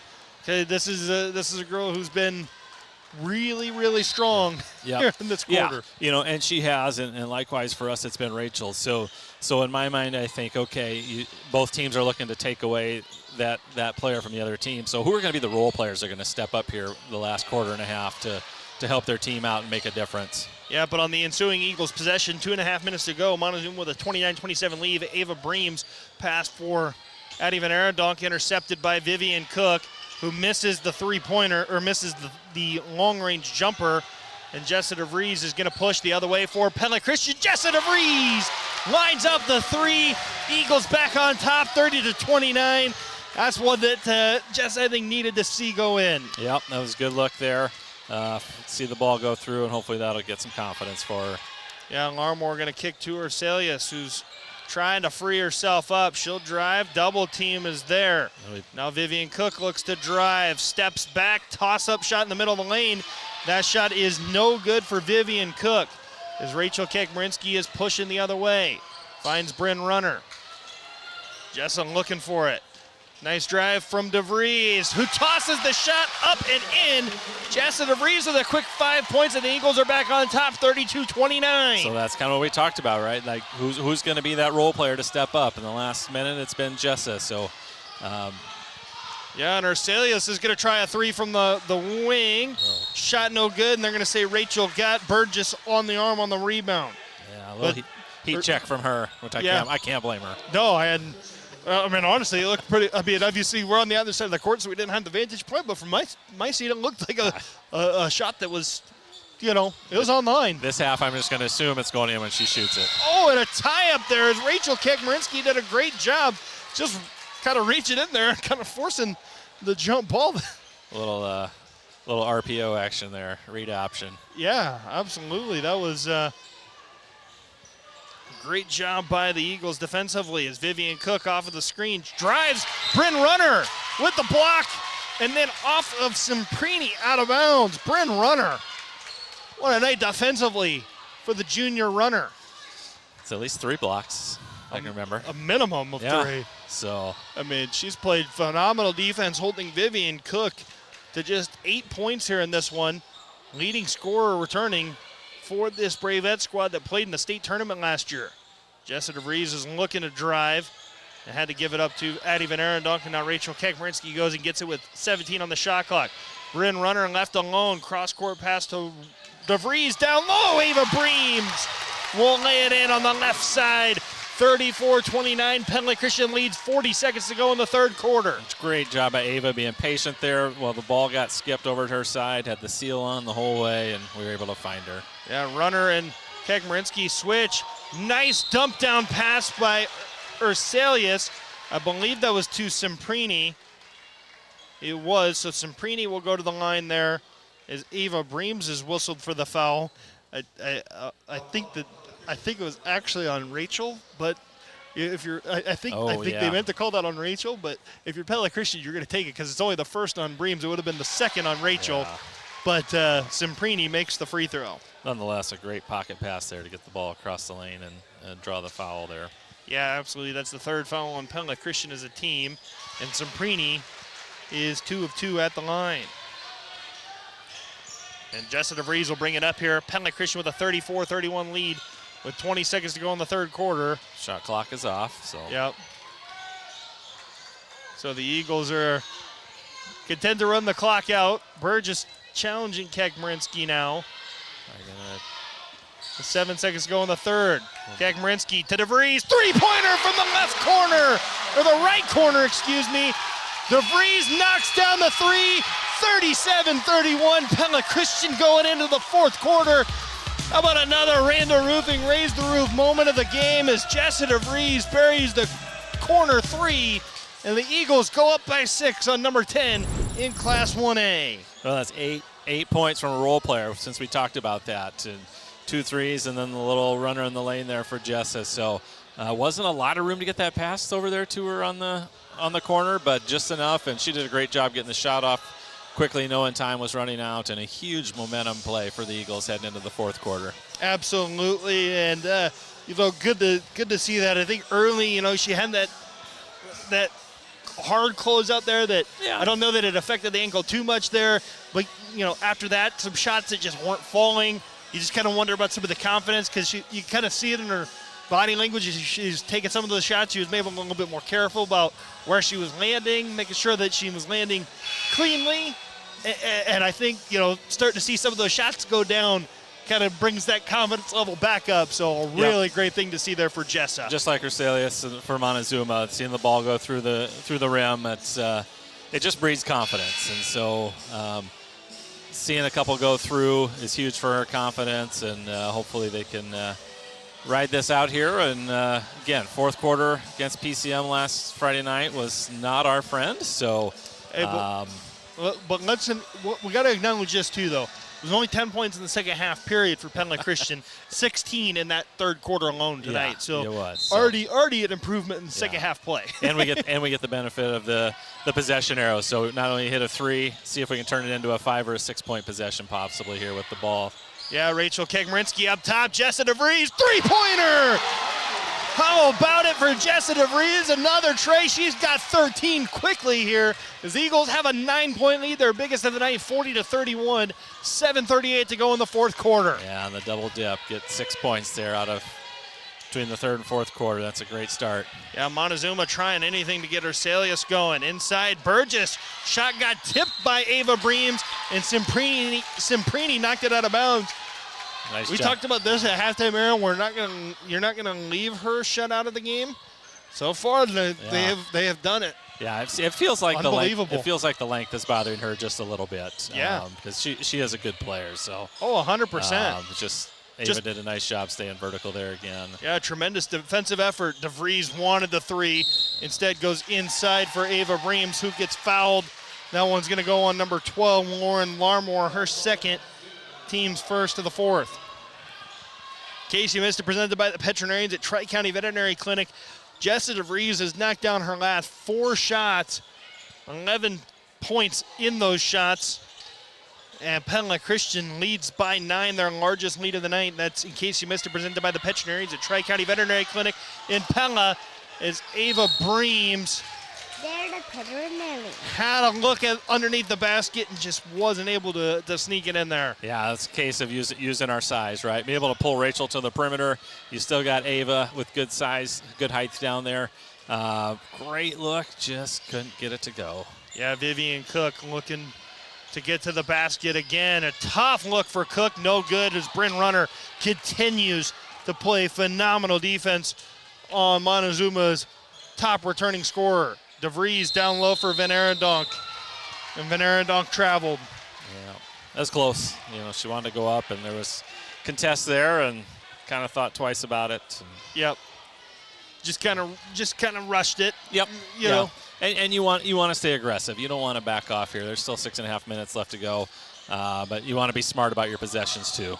Yep. Larmore drives to the basket and is fouled by Addie Van Arendonk, which is not who you wanted to see foul here. The Eagles, they're her 4th, team's first of the quarter.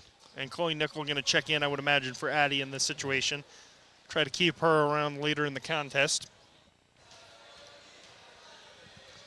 Yeah, and Chloe's played well tonight, so you're not real concerned there. She's been very active, done a lot of really good things. So obviously you like the senior leadership from Addie to get back out there. I imagine fourth quarter, give her a minute and a half and let her ride out the last 5 minutes and see what happens. Yeah, 40-32. Larmore knocks down both free throws to make it a 40-33 game. As Rachel Kegmarinsky trying to get it in, able to do so.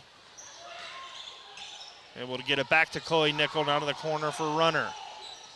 Runner over to Nickel. This is where you just want to be a little patient. Jessa DeVries wants another three-pointer and banks it in. She looks at the bench, puts the hands in the puts the face in the hands like, oh my goodness, I didn't mean to bank it, but it still counts for 3. It does. Vivian Cook will finally break the long drought there and get 2 on the other end for the Bravettes, make it 43-35. 5:50 to go in the fourth quarter as they're trying to double team Bryn Runner. She'll drive, and her mid-range jumper is too strong. Yeah, they went with a little run and jump there. We haven't really seen that yet. So try to get the ball out of Rachel's hands and force a tough shot. And Vivian Cook tried to use the momentum of that last make to see if she could turn it into another one, but it's another miss for Cook. Larmore drives inside for Burgess. Too strong, and it's going to be out of bounds on Burgess. Looked like Burgess might have got fouled there on the way up, but no call. Yeah. So her frustrating night from a points perspective continues, but she's been very active. Rebounding the basketball. Janelle Burgess is upset on the sideline and just got teed up because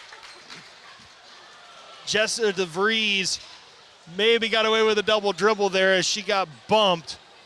Yeah, I think it was a carryover. The previous play, she thought Burgess got fouled across the arm and maybe had a case there, and then maybe a little what she felt was a missed no call here with the double dribble, and just kind of. And Jessica DeVries misses the first technical free throw. Kind of a culmination of things there, and sometimes that happens.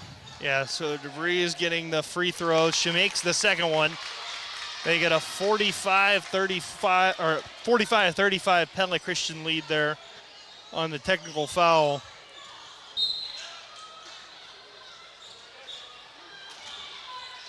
And Chloe Nickel with it out top to Rachel Kagmarinsky, now to Bryn Runner. They're looking for DeVries up top. Swing it to Chloe Nickel. Nice drive by Nickel. Shot blocked by Burgess. Yeah, good attack there by Chloe. Burgess using some of her length there to come over and swat that one out of bounds. So I fully, Montezuma is a good program. They're going to make a run here the last 5 minutes. Can the Eagles hold this off and stay composed and finish this one out? Jessica DeVries, corner three. That one's off the back iron there. As the hot streak comes to an end for DeVries there, but got to amend my statement. It's 44-35. Pella Christian on top of Montezuma.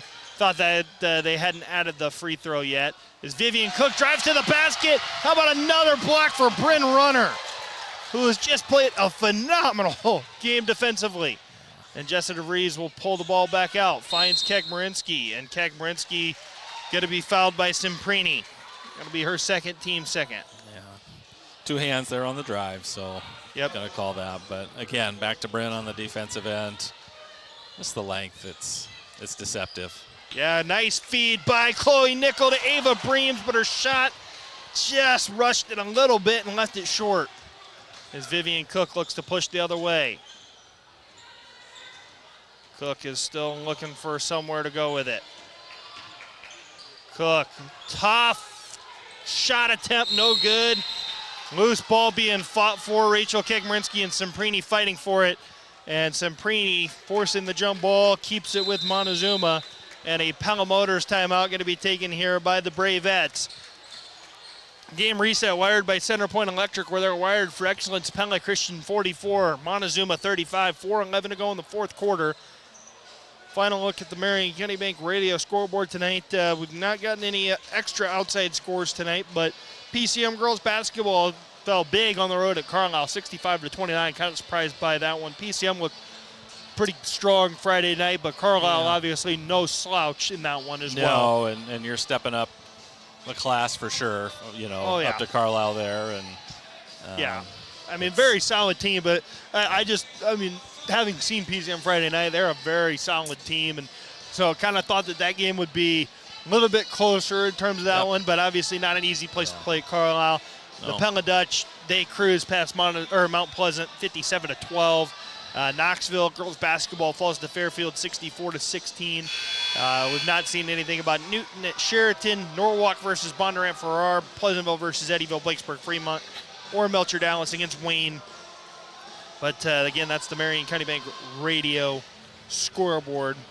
So we should feel honored that we've got a tight contest here looking at these other scores tonight. Is that what you're telling me? I think so. Looking at those scores, I think every game's over 30 plus, and we're sitting here with a 9-point game.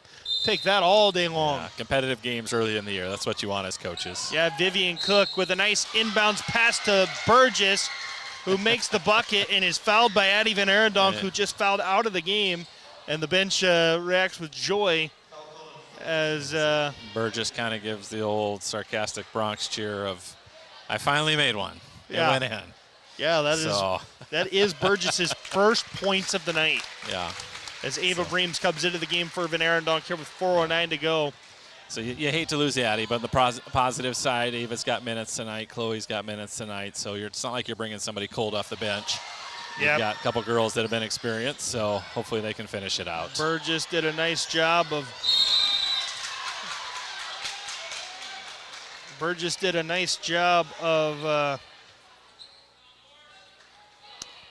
making the free throw there. And then it was Larmore who tied up Jessa DeVries, who's now kind of favoring the ankle. And they're going to check on DeVries here.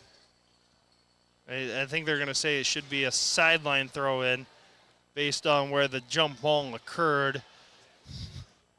Sophia Slocker is going to come into the game here for DeVries just momentarily, as DeVries kind of tweaked that right ankle again, which she did before here. And the inbound will go to Slocker, able to get it to Kagmarinsky. Kagmarinsky able to beat some of the pressure, finds Chloe Nickel. Back over to Rachel Kagmarinsky, left wing three, no good, but the length of Bryn Runner and her first points of the night are on an and one. Another huge offensive rebound there and put back by Bryn. Foul on Claire Urselius is her third, team's fourth, excuse me. And the slowing scored a little bit here, so every point is critical, so that's huge. Yeah, Runner's free throw, no good. Kagmarinsky with the board, no. Tips it up, and Breams down with the board. And the three-pointer is off the mark by Nickel, but another offensive board by Slocker. Kagmarinsky, right wing three, Sophia Slocker knocks down the tray. Pella Christian with an 11-point lead. Big bucket there from Runner, followed by a big bucket by Slocker, as Vivian Cook with another tough shot attempt, no good. Yeah. And Kagmarinsky now racing down the floor. Sophia Slocker with the left-handed finish.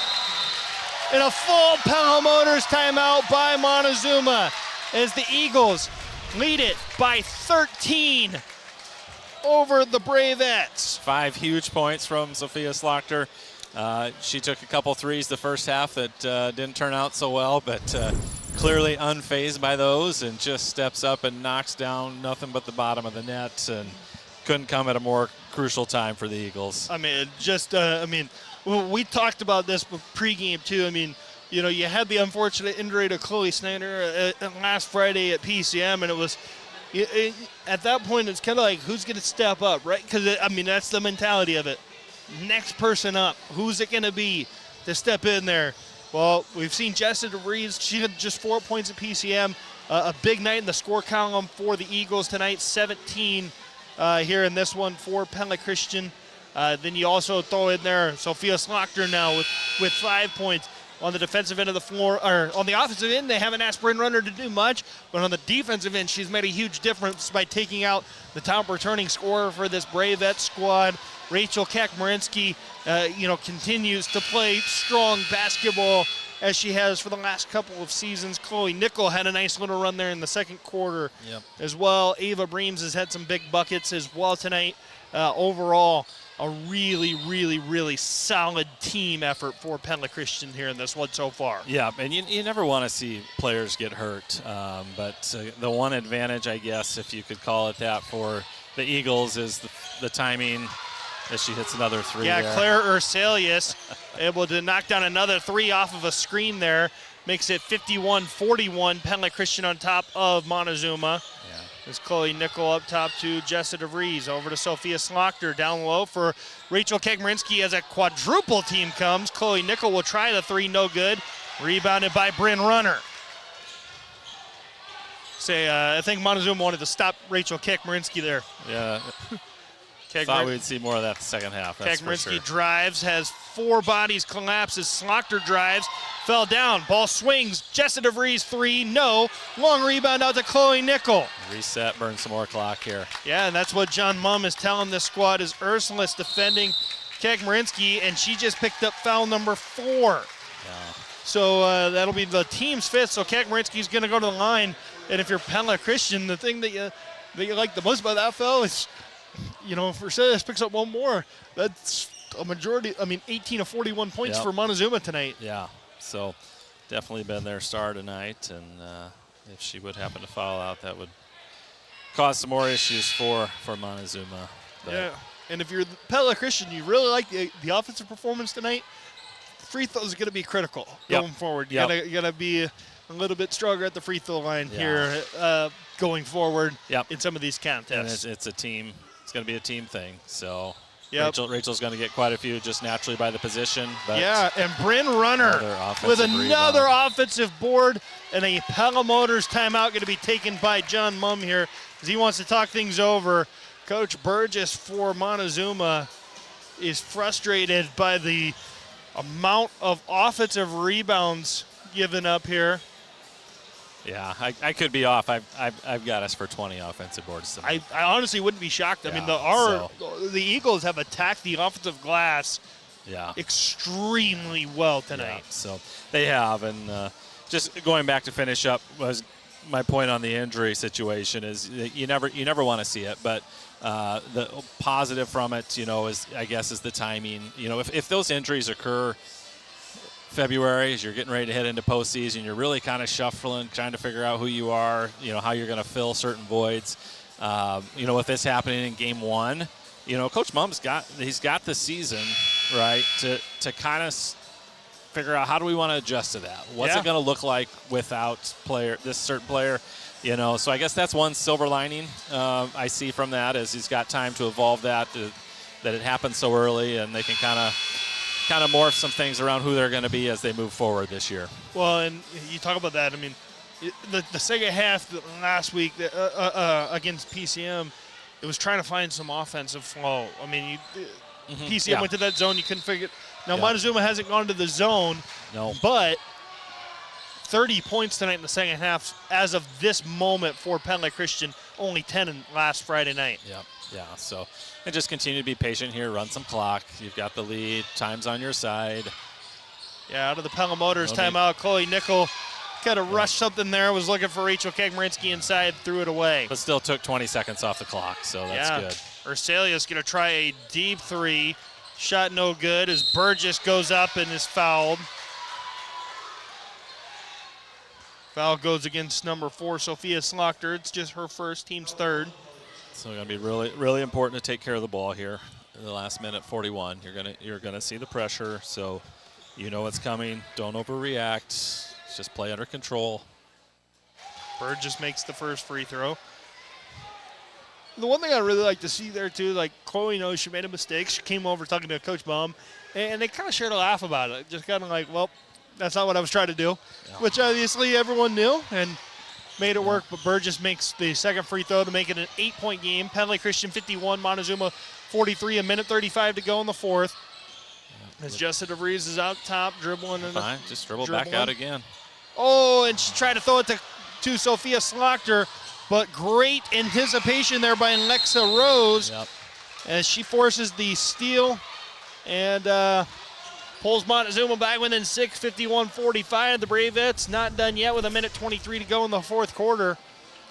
Yeah, it's like just, again, taking care of the ball, something like that. You know, if just looking at our lineup on the floor, you know, Jess is the most natural when it comes to handling the ball there. So, you know, if I'm Coach Mumm, I'm telling her, like, if you don't have to give it up, I want you just keep dribbling around. You know, dribble that one back out instead of try to make the lengthy pass there, which gets stolen and laid in. So, not that other girls can't handle the ball, but you know, every team's got kind of their go-to ball handler just naturally, and so if you don't have to give it up, I don't want you giving it up. Plus, I'm okay with you at the free throw line, right? Yeah, so exactly. A lot of times that combination goes together for teams. So yeah, inbound pass goes to DeVries. DeVries able to get it across half court and gives it to Chloe Nickel.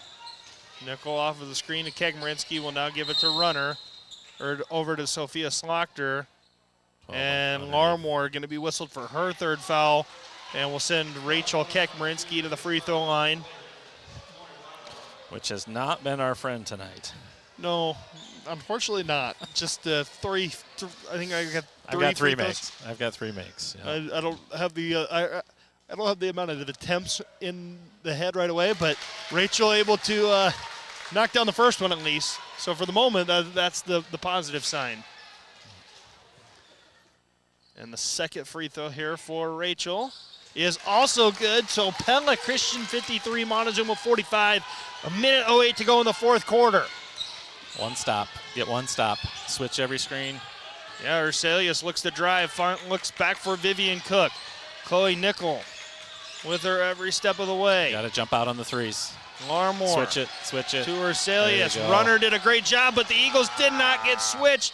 Larmore knocking down the three. Got caught one rotation short there.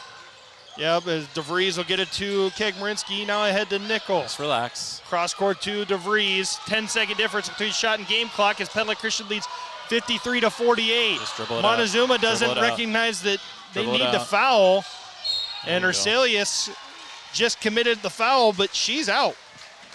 That was number 5 for Urselius as Kegmarinsky goes to the line with 27.8 seconds to play.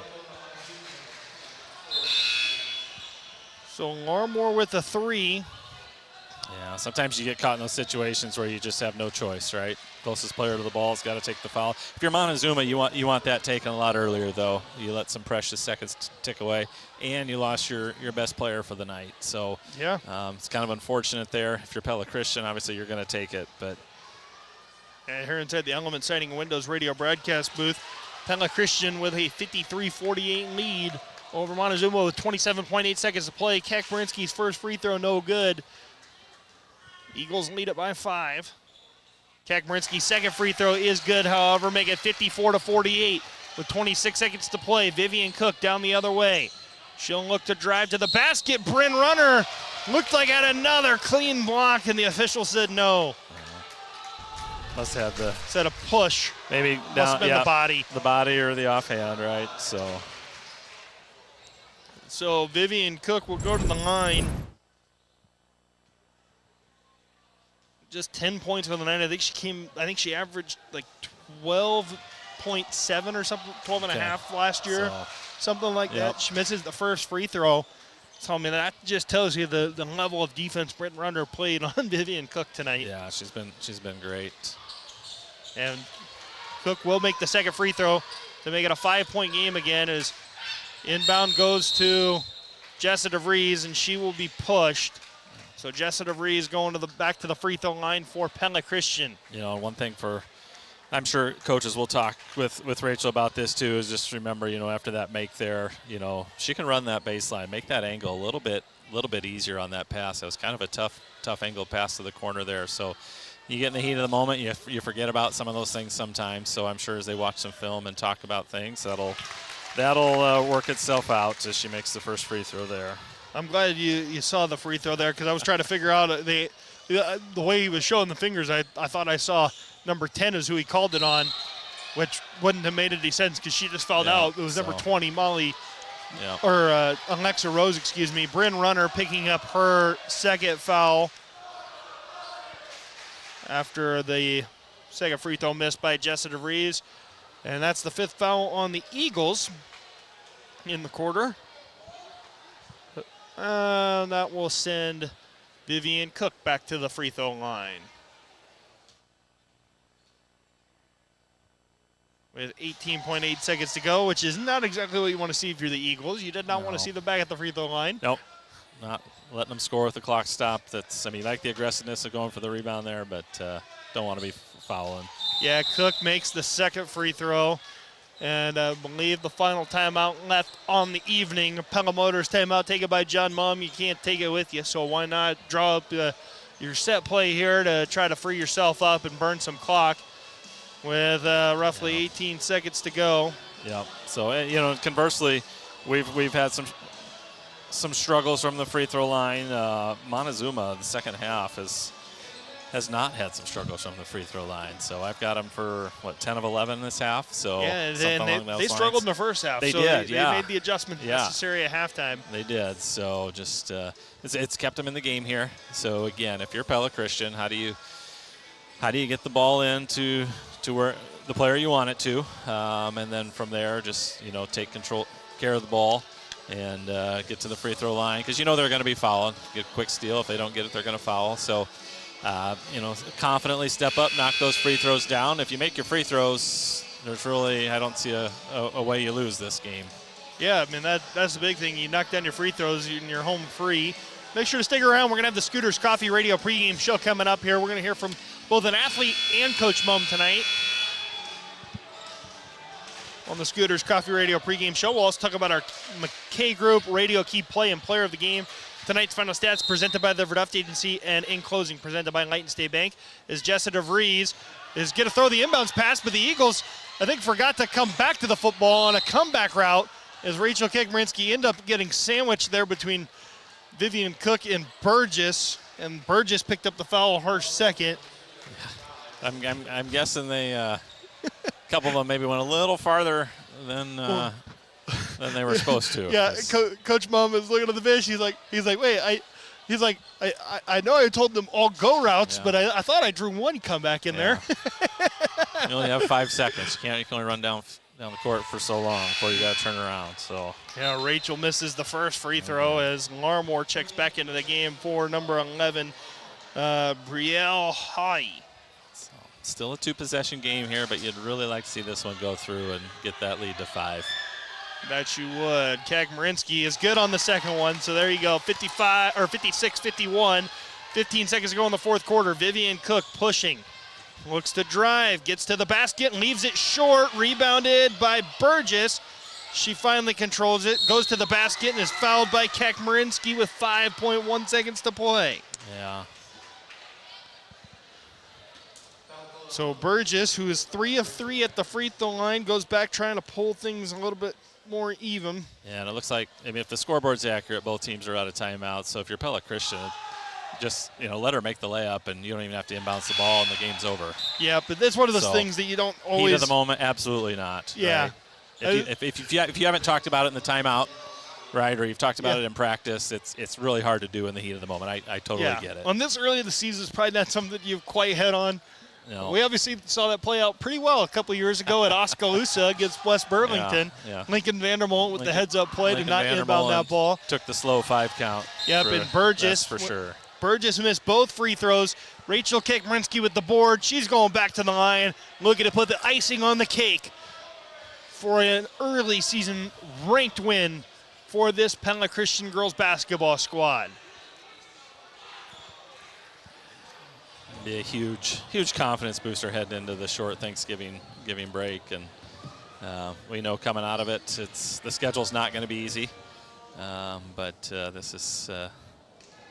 Rachel missed the first free throw here. Definitely better to go into the break with a win than a loss, and if you're Montezuma, you knew kind of what you had with a few of your players coming back in tonight, and they'll. Take a lot of learning moments from this and get better as the season goes on as well. Yeah, Rachel missed the second free throw, which is going to be okay as Vivian Cook puts up the half quarter. No good for Vivian Cook, and it's a 56-51 victory for the Eagles here as they knock off Class 1A number 10 Montezuma for the second consecutive year.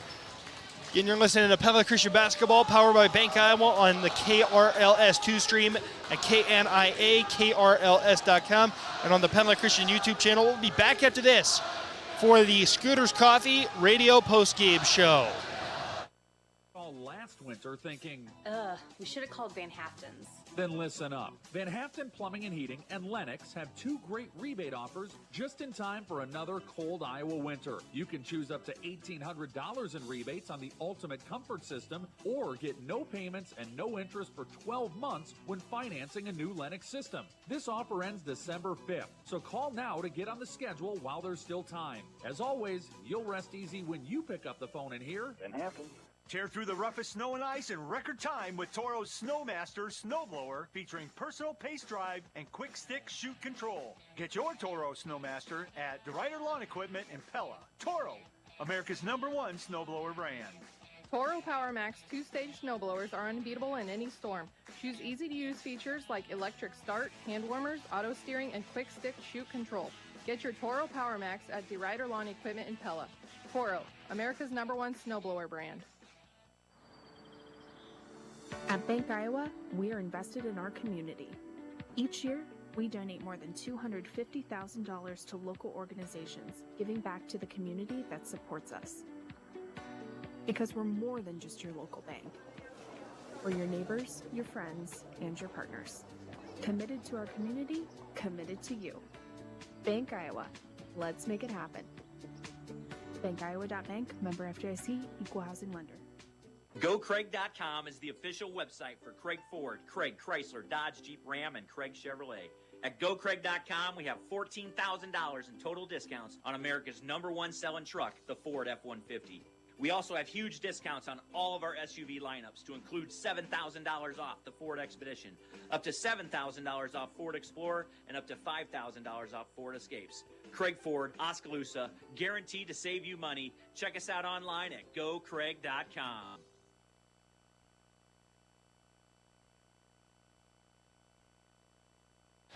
Welcome back here at the post-game coverage, the Scooters Coffee Radio post-game show. Scooters Coffee in Pella, amazing people, amazing drinks, amazingly fast. Starting it off, Aaron, just your overall thoughts on a really hard-fought, impressive victory, I think, here for Pella Christian to kind of rebound from that loss to PCM last Friday. Yeah, I think that's the key. The way they rebounded, the way they responded. From a personnel standpoint, Montezuma doesn't bring maybe some of the same physical challenges that a PCM squad does, but nonetheless, they're a championship type program year in and year out. It seems like on the girls' side. So, for the PC girls to kind of establish some dominance at times throughout the game was good to see.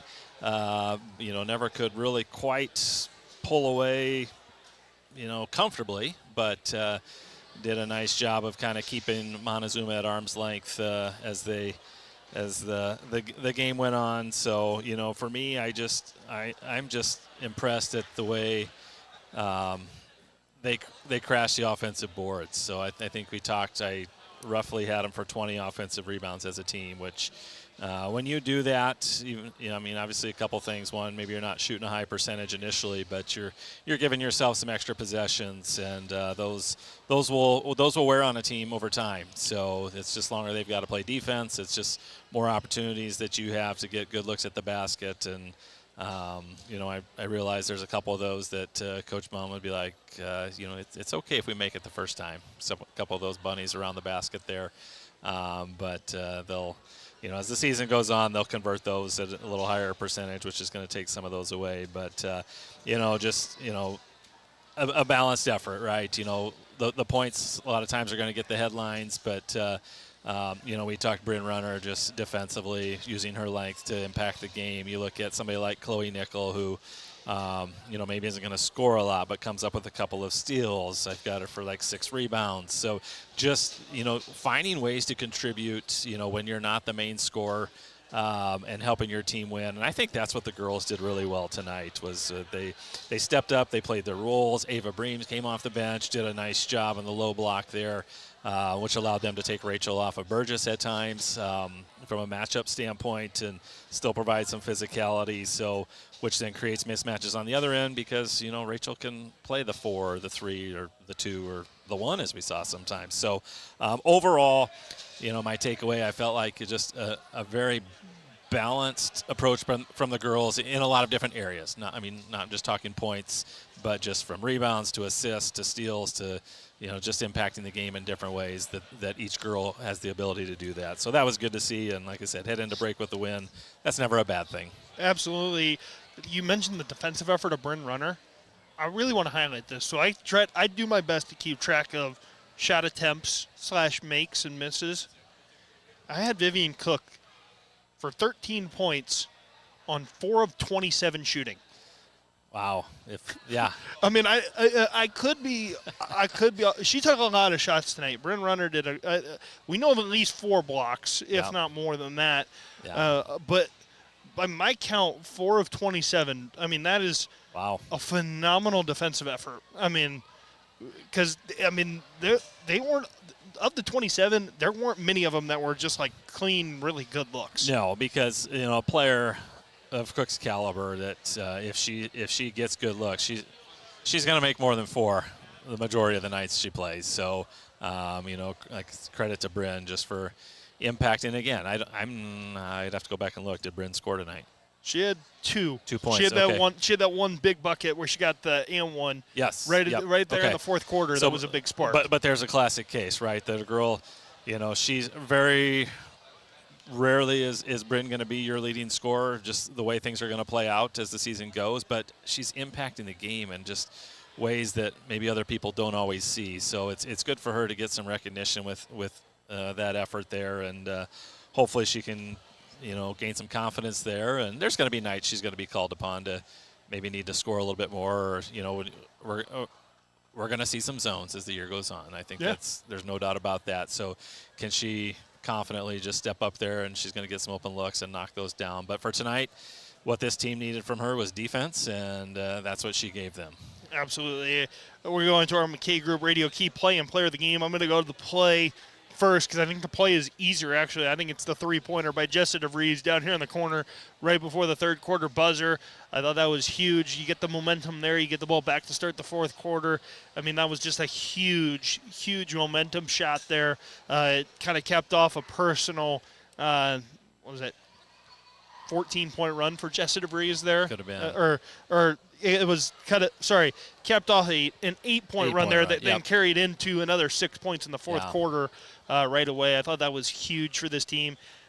Going into our player of the game, I hate to cop out and do this, but I'm going to go co-players of the game. I'm going with Bryn Runner and Jessa DeVries. Rachel Kegmerinsky kind of carried the workload there in that game against PCM the other night. She was asked to do that early. Jessa stepping up in a huge way on the offensive end of the floor tonight. Bryn equally as much on the defensive end, holding Vivian Cook, who was anticipated to be this top scorer for Montezuma coming back, limits her to just 13 points on 27 shots. I mean, that's unofficial 27 shots. I mean, that's two huge performances. Yeah, both girls did great there.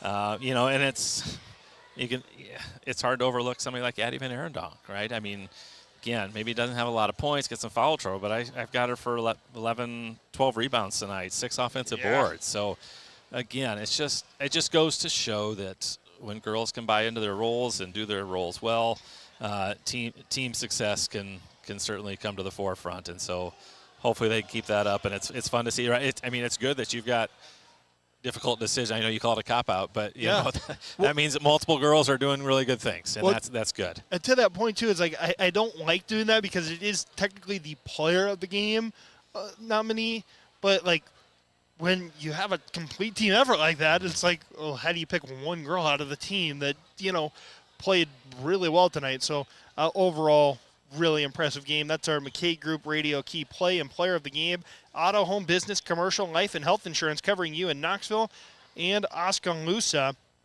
Tonight's final stats presented by the Verdeft Agency. Let Chad Lancer and Larry examine your stats and customize an insurance plan for you. The Verdeft Agency providing complete courteous service to the Pella area for nearly 100 years. Now, all of these stats are going to be unofficial, but Aaron, I'm going to let you go through your rebounds because that's something I can't do. I'm getting the scoring part of it down. We complement each other that way. Yeah, I try to. Again, unofficial is the key word there. So I had Rachel for 13 rebounds total. Addie for 12. Again, 6 of those on the offensive glass. Jessa with 4, Bryn with 5, but again, 4 of Bryn's 5, 80% of them are on the offensive glass. Chloe Nickel with 6 boards, 4 on the offensive glass, and Sophia Slaughter with 1, Ava Breams with 3 defensive. So again, you've got your leaders there, but I mean, you've got 4 girls with 4 or more offensive rebounds tonight. Which is amazing. Which is very amazing. You'll take that all day long if you're Coach Mom. Yeah, again, the downside is it's a result of you're missing shots. But the upside is girls are aggressive, and as we learn Coach Mum's philosophy, from a program, stuff like that. Maybe that's something they really harp on in practice is let's crash the offensive boards. Yeah. It's hard. It could just be an anomaly tonight too. Time will tell. Yeah. Right. We'll see that. So, but yeah, tremendous effort there on that end. Yeah. And I would point out too, Burgess on Montezuma's, and I had her on.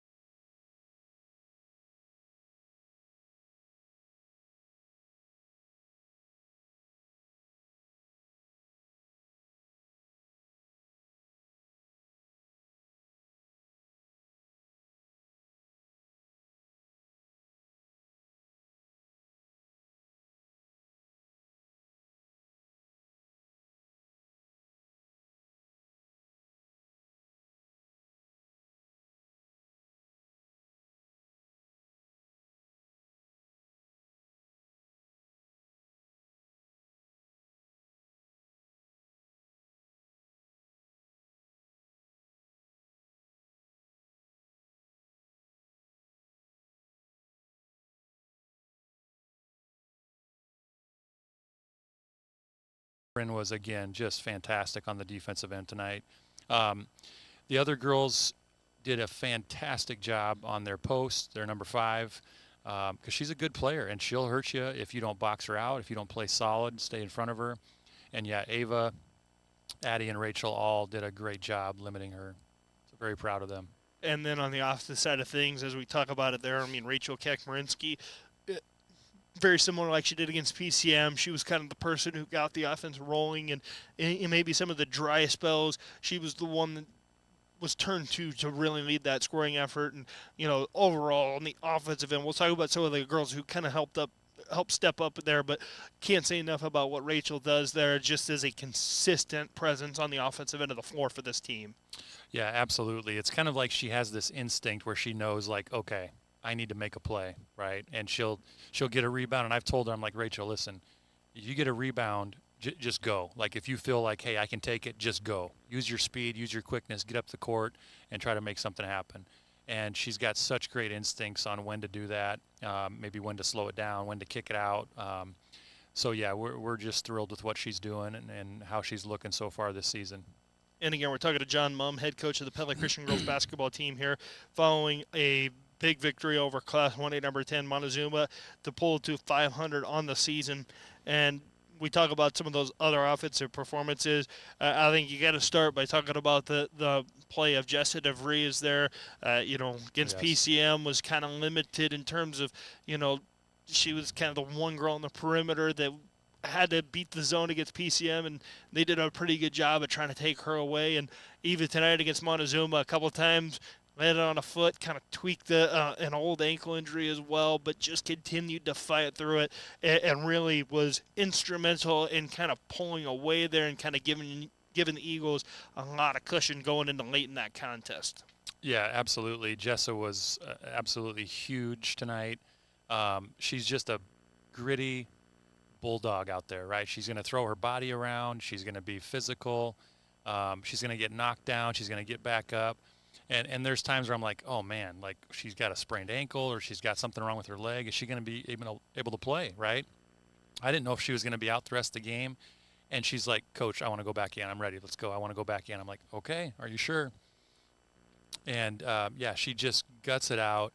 And she was frustrated early, right? Some of her shots were not going in, and you could tell. And it's like, Jessa, let's go. Next one's going in, right?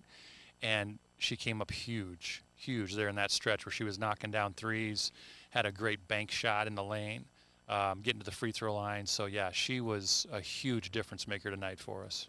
And another one that I get to hear and probably talk about all the girls who are on this varsity squad tonight. I mean, Sophia Slochter had a huge 5 points there late in the game. Yeah, Ava monster. Breams had some big shots. Addie Van Aradok maybe didn't impact the game on the scoring like she did at PCM, but I think we had her unofficially down for double-digit rebounds with like 6 of those coming on the offensive glass. I mean, overall, it's one of those team efforts as well that you can build on going forward, where you're not just looking at it and being like, well, here's our 2 players and we're going to rely on them to get us everywhere we need to go. Yes, absolutely. Yeah, I mean, Ava had some great minutes tonight, did some really nice things, and I know that a couple of the shots that just barely missed, she's going to want those back. And I told her, I'm like, you're going to finish those, right? So I think she's going to get more reps. We're going to get more chances for her. And you're going to see some great things out of Ava Breams, moving forward. She's going to finish those shots in the post. And Sophia Slochter, that was a huge step for her to have that confidence to shoot that 3, knock it down, and then have another drive and score. Like, that was so good to see. And really hoping that she'll build off that and just keep that momentum going, and hoping that we can see some great things from her moving forward too. Yeah, been just kind of wrapping things up here. Obviously, some big contests coming up here after Thanksgiving. You get a little bit of time to unwind, get maybe some health, because there's been a couple of physical games as well for this team early in the season. But Eddyville, Blacksburg, Fremont, Oskaloosa, some teams that graduated a lot. Maybe not quite as much known on them. You'll be able to maybe look at some film of some of their games here before the break if they've had them. But overall, what's the things that this team needs to do going into the break and coming out of the break to make sure that they continue to roll the way they did here against Montezuma? Yes. Well, I'll tell you 2 big things that we're going to be working on, Tyler. And I know you're going to guess one of them, but free throw shooting. if we would have made our free throws even at 60%, we would have won by 12, 15 points tonight. So free throw shooting is definitely going to be an emphasis. We were 8 of 24 from the free throw line, so we're going to be doing a lot of free throw shooting over the next week. And then finishing, right? Like, we had so many shots in the post, in the lane, that just barely rolled out, that we didn't finish. So that was kind of disappointing. And so we're going to really focus on finishing in the paint and in the lane as well. Coach, appreciate the time. Congrats on win number 1 here. We're looking forward to many more on Eagle Lane, and off to a really good start to the season for a team that, is overcoming some early season adversity as well, but appreciate your time as always. Thanks, Tyler. Appreciate it. Absolutely. That was John Mumm, head coach of the Pella Christian girls basketball team, powered by Hy-Vee. We're going to go ahead and go in closing, presented by Layton State Bank. Grow strong with us. Pella Christian with a big win. Big team win as well to knock off the ranked Bravettes squad. A great job by Coach Mumm and his squad to pick up win number 1 on the year.